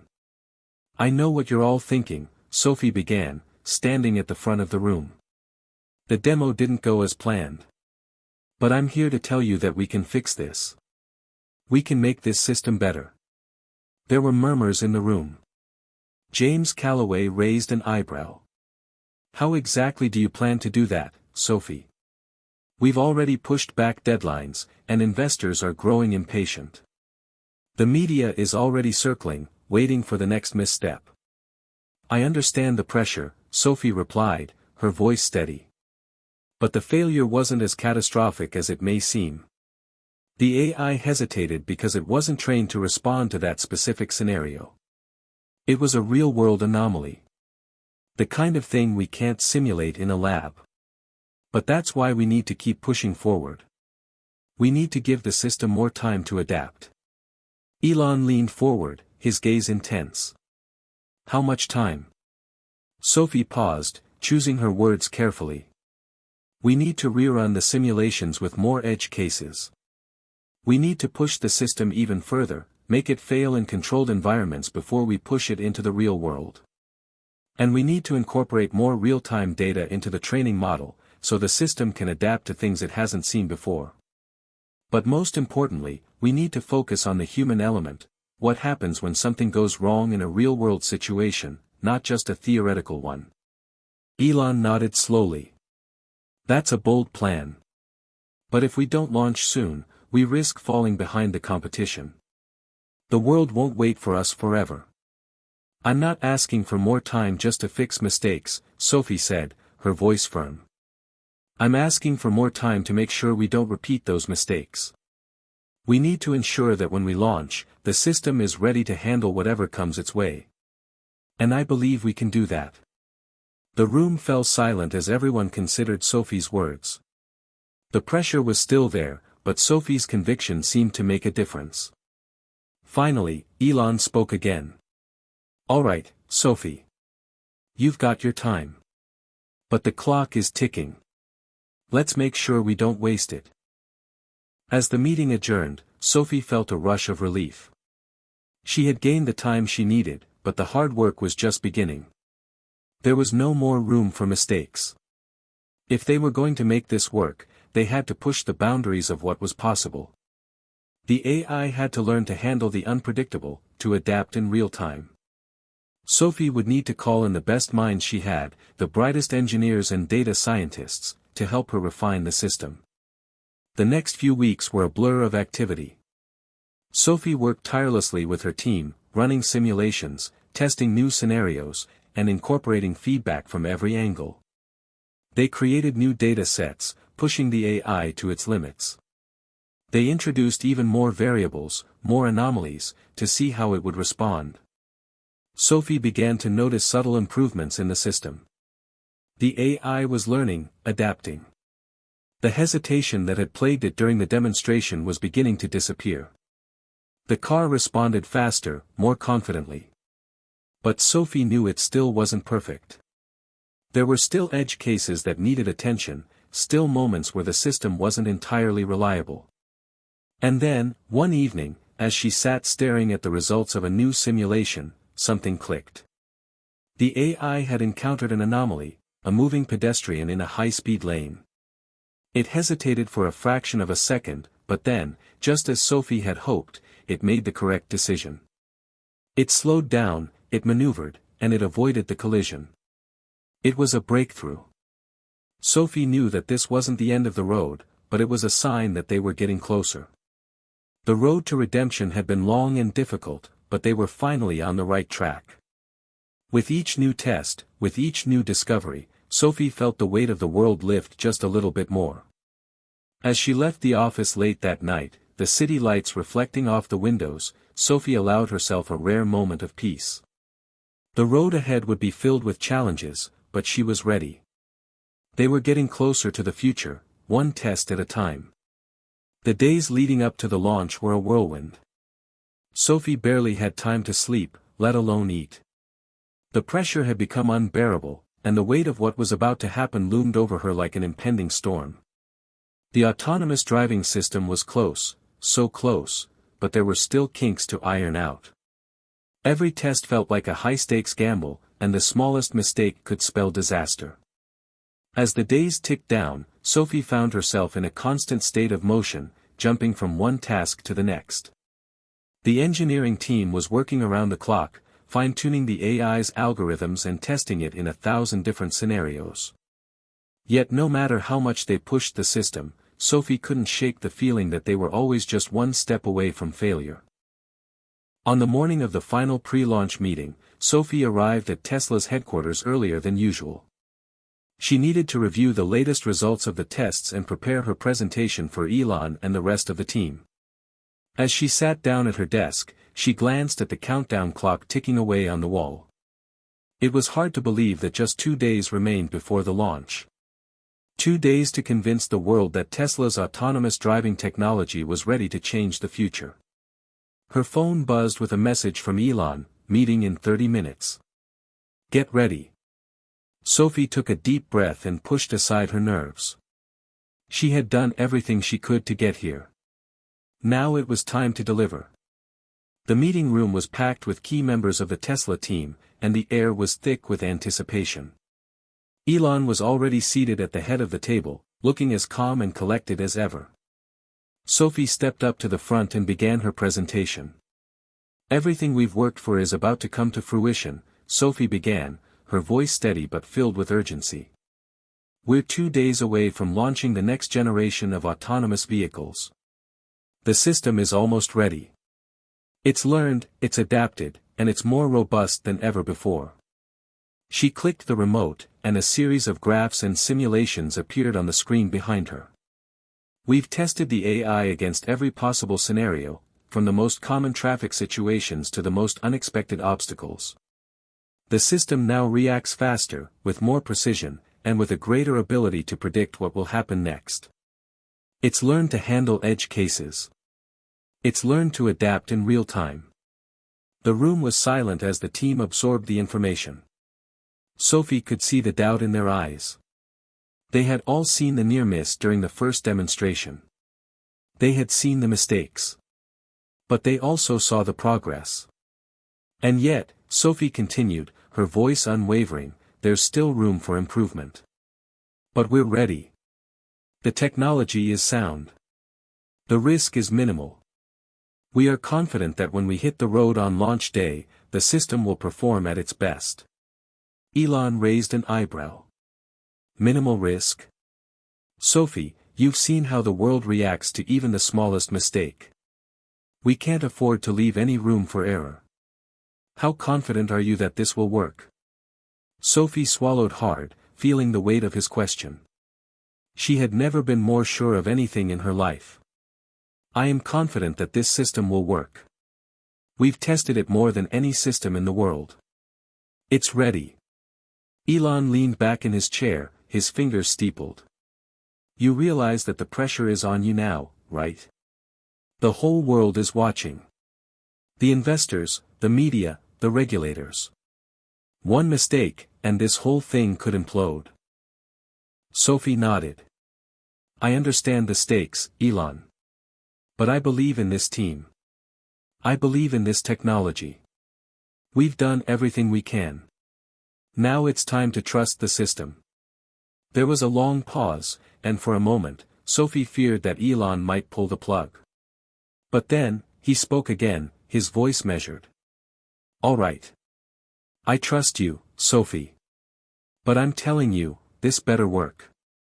The room erupted in murmurs, and Sophie let out a breath she didn't realize she'd been holding.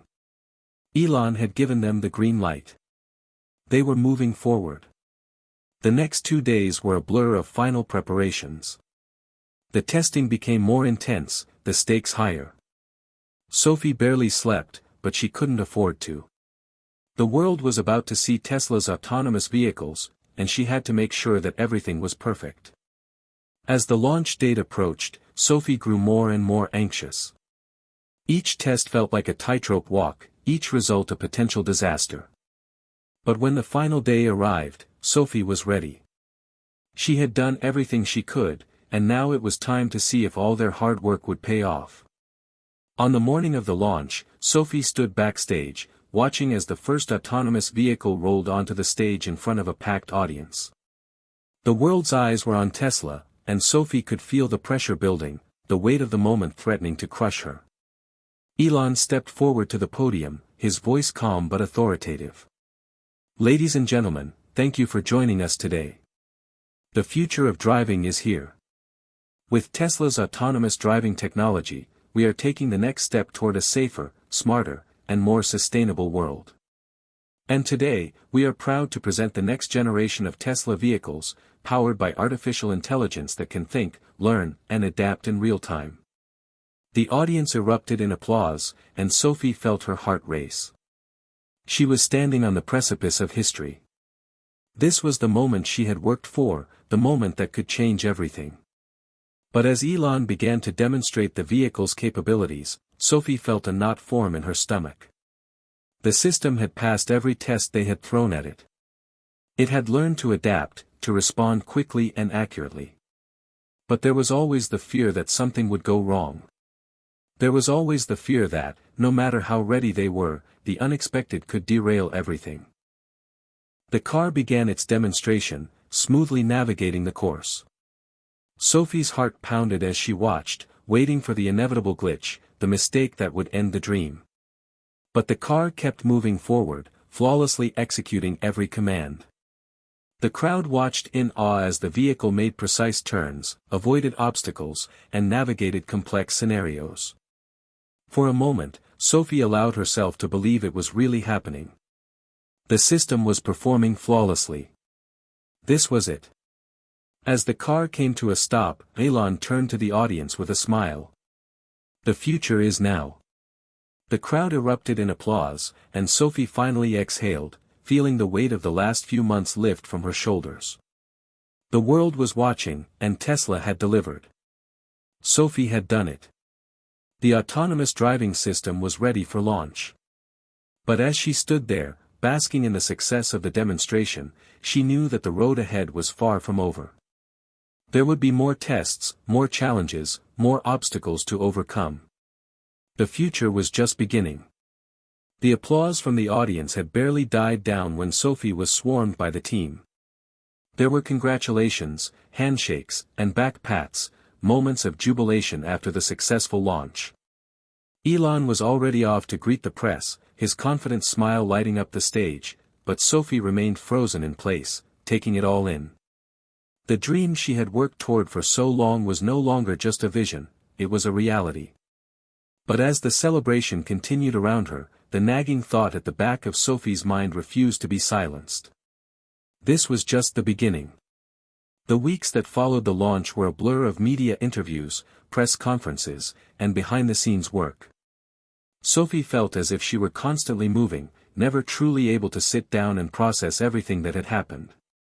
The world was watching Tesla now more than ever. The success of the autonomous vehicle launch meant the pressure was on, not only to maintain this level of excellence but to continue improving.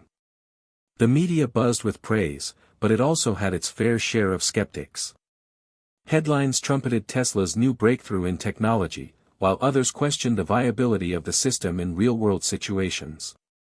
There were reports of minor glitches and incidents, including one where the car failed to detect a construction cone in a remote testing location.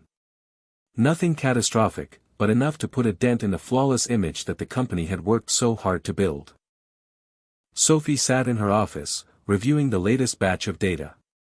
The system was working well overall, but there were still small, unforeseen problems that cropped up when the cars were tested in unpredictable environments. There were calls for perfection, and Sophie knew that, as the person behind this project, the world would hold her responsible for every imperfection. Her phone buzzed. It was a message from James Calloway, one of the senior engineers on the team. "We've got another issue with the latest batch. A minor glitch in the obstacle detection during a high-speed test. We need to address it ASAP." Sophie sighed and ran a hand through her hair. "Not again," she muttered under her breath. It felt as though just when they solved one problem, another one popped up to take its place. She immediately responded, "I'll be there in 20 minutes. Let's fix this." When Sophie arrived at the testing facility, James was already deep in conversation with the engineering team. They had gathered around one of the vehicles, which was parked off to the side, its sensors blinking red. Sophie walked up to them, her mind focused on finding a solution. "What happened this time?" Sophie asked, looking at the monitor. James was visibly frustrated. The system missed a turn at high speed. It detected an obstacle, but it didn't react fast enough. The sensors picked up a construction barrel, but the vehicle just kept going. It wasn't enough to cause an accident, but it wasn't ideal. Sophie frowned. "I thought we fixed the speed-accuracy balance during the last test." "We did," James said, his voice tinged with frustration. "But there's something in the algorithm that doesn't quite adapt when the car is going at higher speeds. We've done tests in simulations, but this is the first time we've encountered this during a real-world test." Sophie crossed her arms, thinking.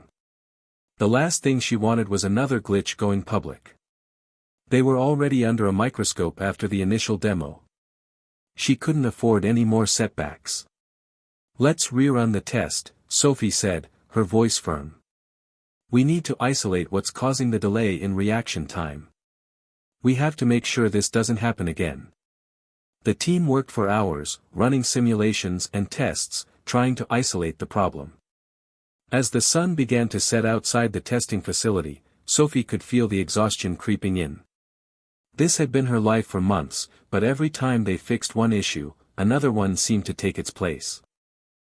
Eventually, after a long day of adjustments and tweaks, they discovered the problem, a minor bug in the car's sensor calibration at higher speeds. It was something small, something that could be fixed with a software update, but it was enough to throw the system off balance. Sophie felt a strange sense of relief wash over her as she watched the team work together to fix the issue. The tension that had been building in her chest slowly dissipated. They had solved the problem, again. But Sophie knew that this wouldn't be the last challenge. There would always be more tests, more updates, and more media scrutiny. As Tesla's autonomous vehicles began rolling out to the public, the pressure to maintain perfection intensified. A few days later, Sophie stood at the front of a new meeting room, facing Elon and the rest of the senior leadership team. It was time for another update. The system had passed several real-world tests, but they were still encountering minor issues that needed addressing. "We've solved the high-speed calibration issue," Sophie began. "But we're still dealing with some occasional glitches. Nothing major, but it's clear that there's more work to be done. We need more real-world data to continue refining the system." Elon leaned back in his chair, his arms crossed. "I get it, Sophie. But this is becoming a problem. The media is starting to focus on the small failures, and investors are getting nervous. We need to push this system out in full force, and I need to know that it's ready." Sophie could feel the weight of his words, but she refused to back down. "We're close, Elon. We've made significant progress. These are minor issues that can be fixed with software updates. But rushing this system out without addressing the glitches is not the right approach. We can't risk the safety of our customers. Tesla has always been about quality, not cutting corners. Elon stared at her for a long moment, and the room fell silent. Finally, he spoke. All right. We'll continue working. But I'm telling you, Sophie, the world won't wait forever. If we don't get this right, we risk falling behind. Sophie nodded, her resolve hardening. I understand. We'll get it right. As the meeting ended and the team dispersed, Sophie sat alone in the room, staring at the door. The weight of Elon's words echoed in her mind. The world was watching, and the pressure was building. But Sophie wasn't ready to give up. She had come too far, fought too hard to get this technology right. There would be setbacks, but she was determined to prove that Tesla's autonomous future was worth every sacrifice. The phone call came in the middle of the night. Sophie's heart sank as she heard the voice on the other end. Sophie, we've got a problem. One of the Tesla autonomous vehicles was involved in an accident. It's all over the news. She sat up, her mind racing. What happened? There was a collision on the highway, the voice on the phone continued. A pedestrian stepped into the road unexpectedly. The vehicle's system failed to react in time, and it crashed into a barrier. Fortunately, no one was seriously injured, but the incident is being investigated. The media is already calling it a failure of the autonomous system. Sophie's mind went blank for a moment. This was the nightmare she had feared. Despite all the testing, despite the progress they had made, this was the kind of thing they had all been trying to avoid. The world was watching, and now it had found the crack in the foundation. She ran her hands through her hair, her thoughts swirling. Where is it? The car. The data logs. It's being taken to the testing facility. We're pulling all the logs right now. You need to get here. The media is already on the phone. They want a statement. Sophie felt the weight of the situation crashing down on her. A single mistake, a single flaw, and everything they had built could come undone. The autonomous vehicle was supposed to be the future, but now it felt as though the future was slipping through her fingers. The testing facility was chaotic when Sophie arrived. Engineers and technicians were huddled around computers, analyzing the data from the accident. Sophie walked through the room, her eyes scanning the screens for any indication of what went wrong.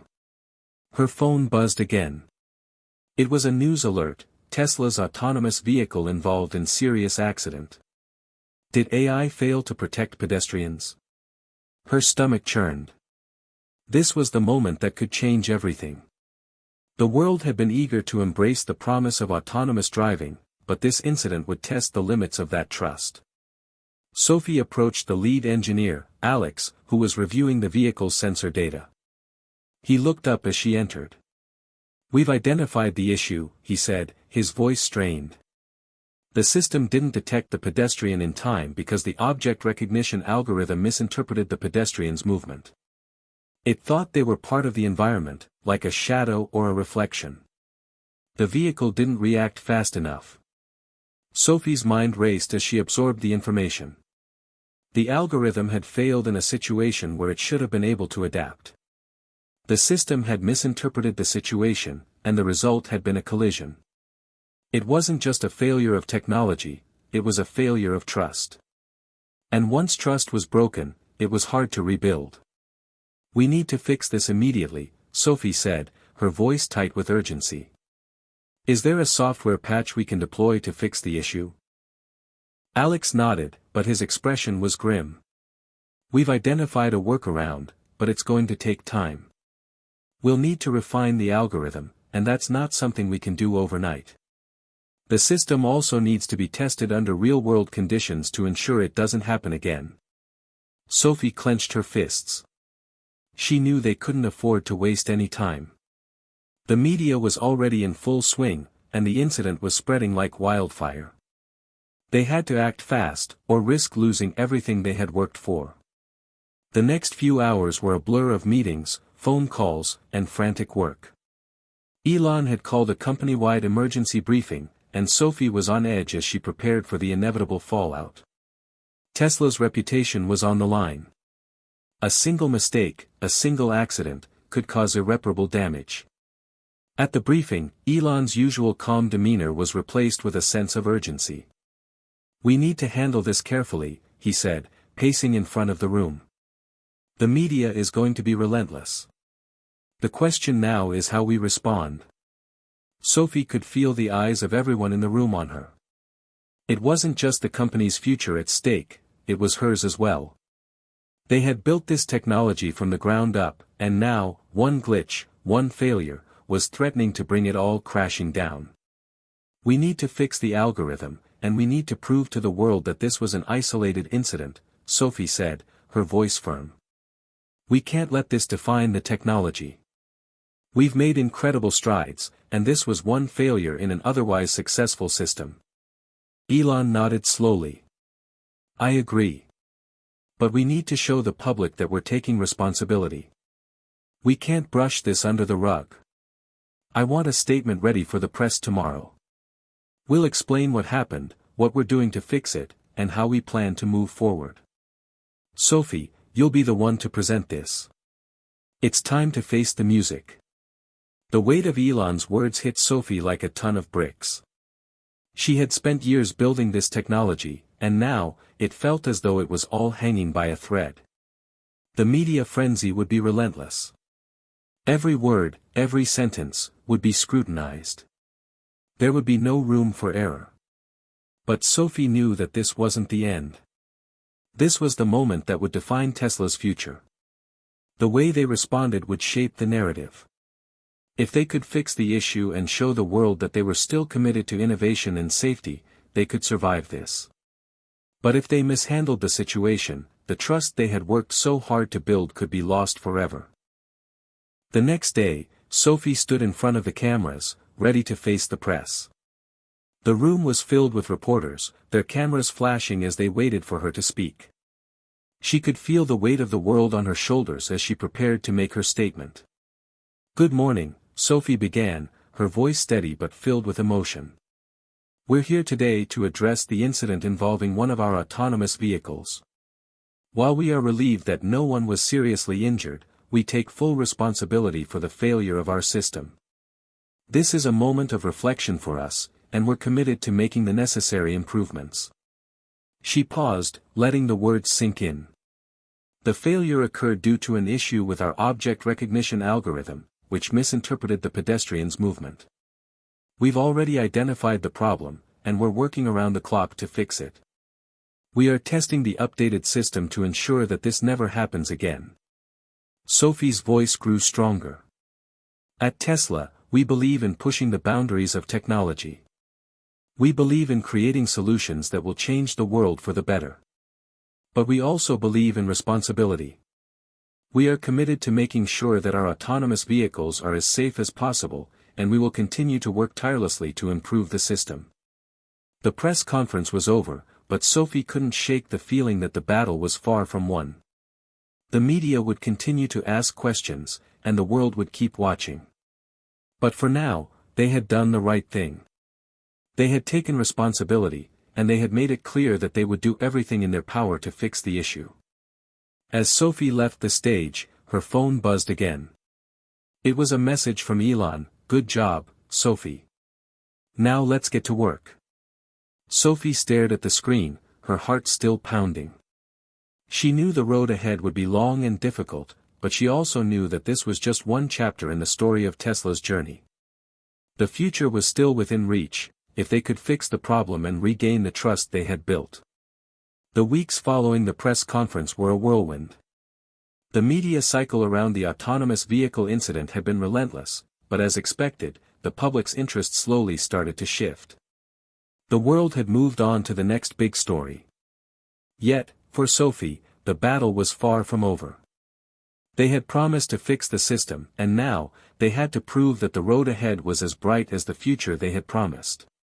In the Tesla headquarters, the pressure remained high.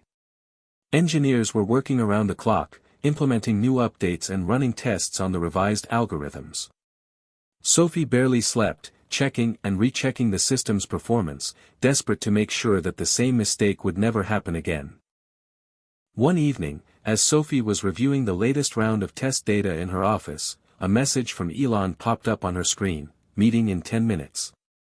Conference call. Urgent. Her stomach tightened. It had been weeks since the incident, and Sophie had hoped the worst was behind them. But Elon's message told her otherwise. She quickly gathered her things and made her way to the conference room. The team gathered in the meeting room, and Sophie noticed the tension in the air.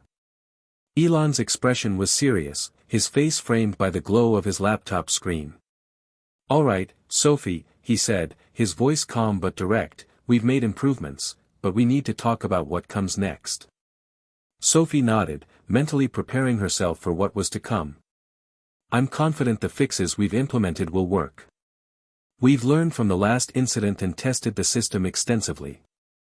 The algorithm is now more accurate, even in high-speed environments." Elon raised a hand to pause her. "I agree, but we need to address something even bigger than the algorithm.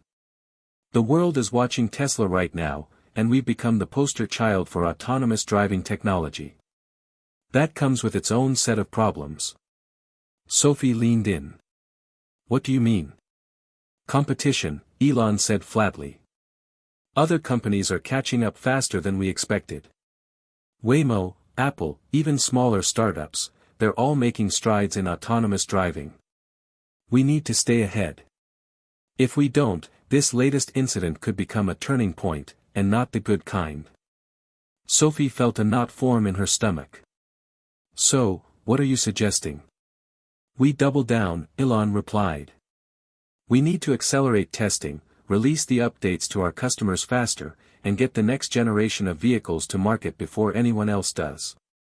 And I'm talking real-world testing, pushing the boundaries of what's possible."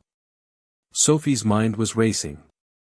They'd barely addressed the current issues, and now Elon was pushing them to move even faster. She couldn't help but feel a growing sense of dread. The pressure was suffocating. "Elon, the system needs more time," Sophie said, trying to stay calm. "We need real-world data, and we have to ensure that we're not rushing to market with a product that isn't perfect. We can't afford to make another mistake. Our reputation is still fragile." "I know," Elon replied. "But we don't have the luxury of time. Our investors want results, and the world is moving fast. This is Tesla's chance to lead the market, but we have to act now." The tension in the room was palpable. Sophie knew Elon was right, the pressure to innovate was relentless, and every moment spent hesitating meant a step closer to falling behind. But she also understood that rushing could lead to catastrophic consequences. The mistakes of the past still weighed heavily on her mind. "We can't afford to rush," Sophie insisted. "I get the urgency, but we need more data.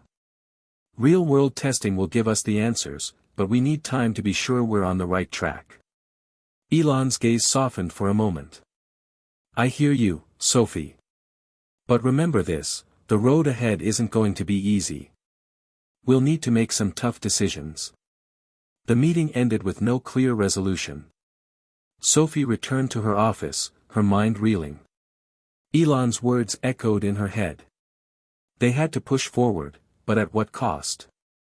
That night, she stayed up late, reviewing data from their most recent tests. The improvements were significant, but Sophie couldn't shake the nagging feeling that they were not quite there yet. The system had passed multiple simulations, but the unpredictable nature of real-world driving still loomed large. At 3 a.m., her phone buzzed with a message. It was a notification from the Tesla team. A software update had just been rolled out to a select group of vehicles on the road. Sophie's heart skipped a beat. They were pushing ahead, even when she felt they weren't fully ready. The decision had been made. Over the next few days, Sophie watched as the software update was deployed to customers across the country. There were mixed reviews. Some drivers praised the new capabilities of the vehicle, while others expressed concerns over the still-present glitches in the system. But one thing was clear, the technology was here to stay, and Tesla was in the spotlight once again. But the real test came a week later, when a viral video emerged. It showed a Tesla vehicle navigating a busy intersection, successfully avoiding a pedestrian who had stepped into the street. The video was a perfect example of the system's improvements, and the news outlets quickly picked up the story. For the first time in weeks, Sophie felt a sense of relief. The data showed the system was working as intended. Tesla had finally proven that they could recover from their earlier failures. The world was watching, and the public was starting to believe in the potential of autonomous driving once again. Later that evening, Sophie received another message from Elon: "Great job, Sophie. This is just the beginning. Let's keep pushing." Sophie sat back in her chair and looked out the window. The road ahead was still uncertain, and there were many challenges to come. But for the first time in a long while, she allowed herself a moment of hope. They had survived the crisis, and the future was once again within their reach. After the roller coaster of the past few months, Sophie finally felt like she could take a breath. The world was no longer watching every move Tesla made.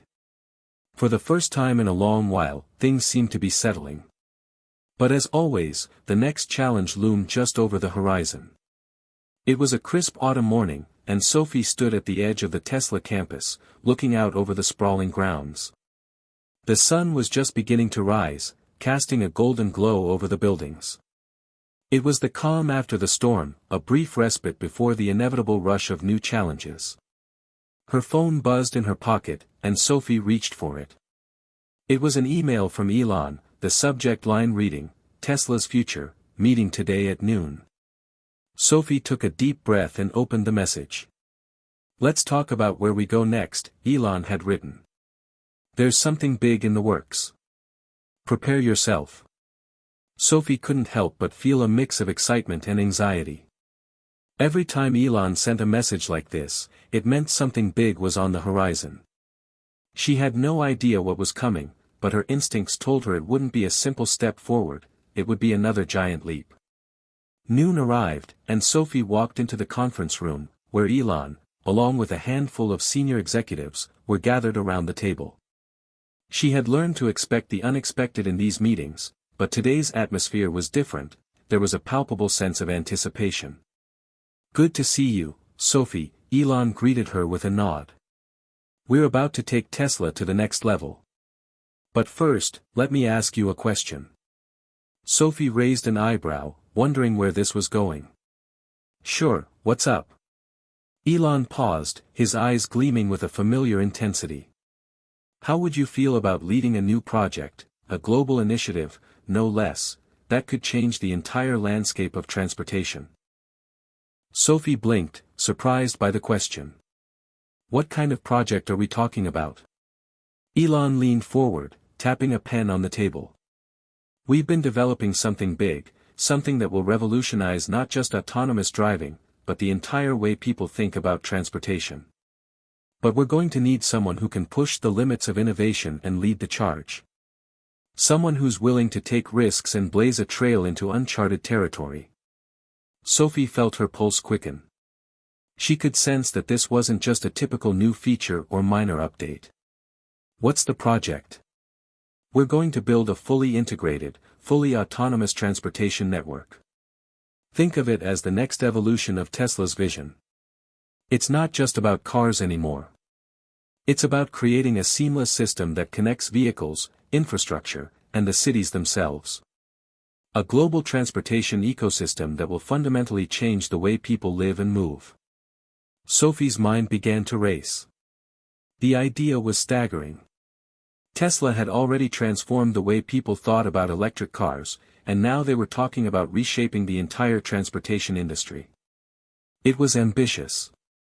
It was visionary. And it was terrifying. "Elon, you're talking about a complete overhaul of everything we know about transportation," Sophie said slowly, processing the enormity of the plan. "This is beyond autonomous driving. It's about rethinking how cities function and how people get from point A to point B. It's a massive undertaking."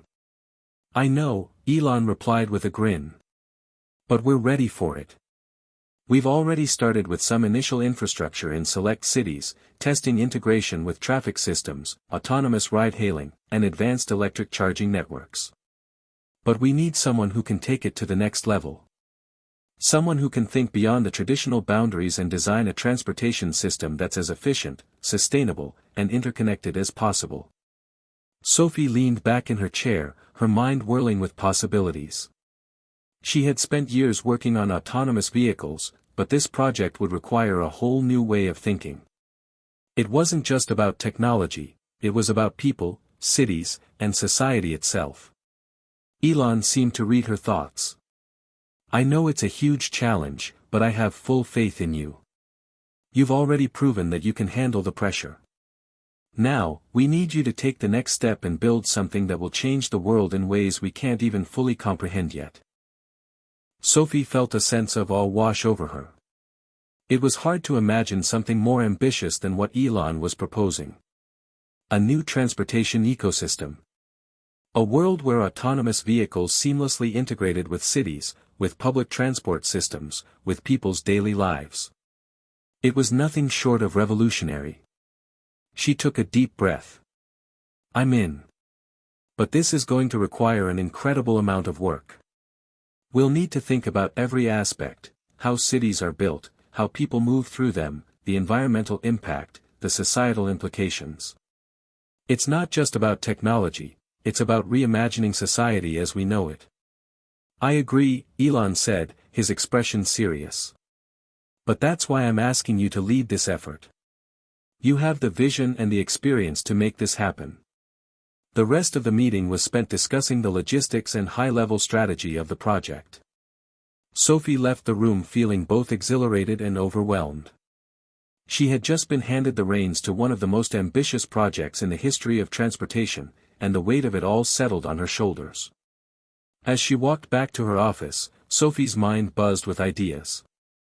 What would this new transportation network look like? How would it work? How could they build something that was truly sustainable, efficient, and equitable for everyone? The possibilities were endless, but the challenges were just as daunting. Sophie knew that leading this project wouldn't be easy. There would be roadblocks, technical, logistical, and financial, that would test every ounce of her resolve. But the thought of creating something that could transform the world kept her going. For the first time in a long while, Sophie allowed herself to imagine the future. She had always been driven by the idea of solving problems, of pushing boundaries. But now, the problems were bigger than she had ever imagined. This wasn't just about creating a better car, it was about creating a better world. As she sat down at her desk, Sophie couldn't help but smile. The road ahead was long, and there were bound to be setbacks. But this was the beginning of something monumental. And she was ready to take the next step into that unknown future. Sophie stood at the edge of the rooftop terrace, overlooking the Tesla headquarters below. The city sprawled out in the distance, its infrastructure a patchwork of roads, traffic signals, and buildings. For the first time, she truly saw it all with fresh eyes. Elon's vision for a fully integrated transportation system wasn't just an ambitious dream, it was the future she was now tasked with building. The weight of the responsibility was heavy, but Sophie had never been one to shy away from a challenge. She had led Tesla through its darkest hour, and now she was being asked to help shape a world where autonomous vehicles weren't just a novelty, they were the backbone of everyday life. But how could it be done? The world's cities were decades behind the technology. Urban spaces were built for cars, not for a future where autonomous vehicles, public transit, and smart infrastructure worked together seamlessly. The road ahead was fraught with obstacles, but Sophie couldn't help but feel the stirrings of excitement in her chest. She had always been driven by one question: what's possible? In the following days, Sophie met with engineers, urban planners, and sustainability experts. It quickly became clear that the scope of the project was far beyond what anyone had anticipated. It wasn't just about developing smarter vehicles, it was about rethinking the entire infrastructure of society. From charging stations to traffic management systems, everything would need to be redesigned to accommodate a fully integrated, autonomous transportation ecosystem. The team at Tesla began to grow rapidly, with experts from every field imaginable. Artificial intelligence specialists, environmental scientists, urban designers, and even political strategists were brought in to help devise a blueprint for the future. Sophie was thrust into the heart of it all. She spent her days meeting with stakeholders, brainstorming new concepts, and constantly questioning the status quo. Every idea was dissected, reimagined, and reworked. Nothing could be left to chance. The world was watching, and Sophie wasn't about to let Tesla fail again. But even as she worked tirelessly, doubts crept into her mind. Was it possible to convince cities around the world to adopt this new model? The logistics alone were daunting. How could they ensure the widespread integration of autonomous vehicles in a way that made sense for everyone, from everyday commuters to government officials? It wasn't just about the technology. It was about culture. People were used to their cars. They liked the freedom of driving themselves, the control it gave them. Would they accept the idea of autonomous transportation? Would governments be willing to overhaul their infrastructure for something so radical? As the weeks passed, Sophie found herself caught between the dream and the reality. The vision was clear, but the road to implementation was anything but. She needed to find a way to unite the world behind this idea, a way to show people that autonomous vehicles were the key to a better future. One evening, as Sophie sat in her office staring at blueprints for new urban designs, she received an unexpected message. It was from Elon. Meeting tomorrow. Big decision. Bring your best ideas. Sophie rubbed her eyes, her fatigue setting in. The last few months had been an exhausting whirlwind of meetings, calculations, and planning. Every decision felt critical. But something about Elon's message told her this was going to be different. This wasn't just another update. This was the moment when everything would come together, or fall apart. The next day, Sophie walked into the conference room, where Elon, a few executives, and several key external partners were already waiting. The atmosphere was tense, and Sophie could sense the urgency in the air. "We've made progress," Elon said, his tone serious. "But we're still facing a wall. The infrastructure in cities just isn't built for this kind of change. Local governments are dragging their feet, and public opinion is split. We need something bold. Something that proves this can work." Sophie's mind raced. She had been expecting this, but now that the moment had arrived, she was at a loss for words. Bold. It had to be bold. But how? They had already made so many waves, what more could they do to push the envelope even further? Then, a thought sparked in her mind. What if we didn't wait for cities to change their infrastructure? What if we could build a fully autonomous test city? A place where we could prove that the system works, with every piece of technology integrated? We could showcase how everything, from the vehicles to the charging stations, to the smart infrastructure, works together in perfect harmony. Elon's eyes lit up. A test city. I like that. Sophie's pulse quickened as the idea started to take shape. We could partner with a region that's willing to let us build an experimental city. A fully functioning, autonomous ecosystem. We could use it as a real-world laboratory, gathering data, refining systems, and proving to the world that this is the future. And when it's ready, Elon said, leaning forward, we unveil it. Not as a concept, not as a vision, but as a living, breathing city that works. A place where people can see firsthand how autonomous vehicles, smart roads, and integrated systems change everything. Sophie nodded, her mind racing. The more she thought about it, the more sense it made. A real-world test city, a controlled environment where they could demonstrate the full potential of their technology. It was bold. It was daring. And it was exactly what Tesla needed. We could also invite global leaders, government officials, city planners, the media, to see the project in action. Make them part of it. If we can convince them that this works on a small scale, we can take it to the world. The idea of building a fully autonomous test city was approved by the end of the day. It wasn't going to be easy, but it was the breakthrough Sophie had been waiting for. It was a bold move, one that would put Tesla at the forefront of the next great shift in transportation. The next few months were a blur. Sophie, Elon, and the team worked relentlessly to make the test city a reality. They found a location in a sparsely populated region where they could start with a blank slate, an area large enough to accommodate all the necessary infrastructure but small enough to be manageable. Tesla's engineers and urban planners worked side by side to design a city that would serve as a model for the future. Every aspect of it was carefully thought out, from the streets to the buildings, to the charging stations and traffic management systems. It was a city built entirely for autonomous vehicles, with sensors embedded in the roads and smart traffic lights that communicated directly with the vehicles. The plan was simple: build it, demonstrate it, and make the world take notice. As the project progressed, Sophie found herself feeling more and more confident. The vision she had once thought was a distant dream was now becoming a tangible reality. She could almost feel the future unfolding before her, an interconnected world where transportation wasn't just about getting from point A to point B. It was about efficiency, sustainability, and a better quality of life for everyone. And for the first time in her career, Sophie knew that this was it. This was the breakthrough moment. The test city would prove that Tesla wasn't just building cars, it was building the future.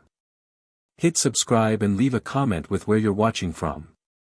This story might just spark a new beginning. What's one thing that always pushes you forward, even when things get tough?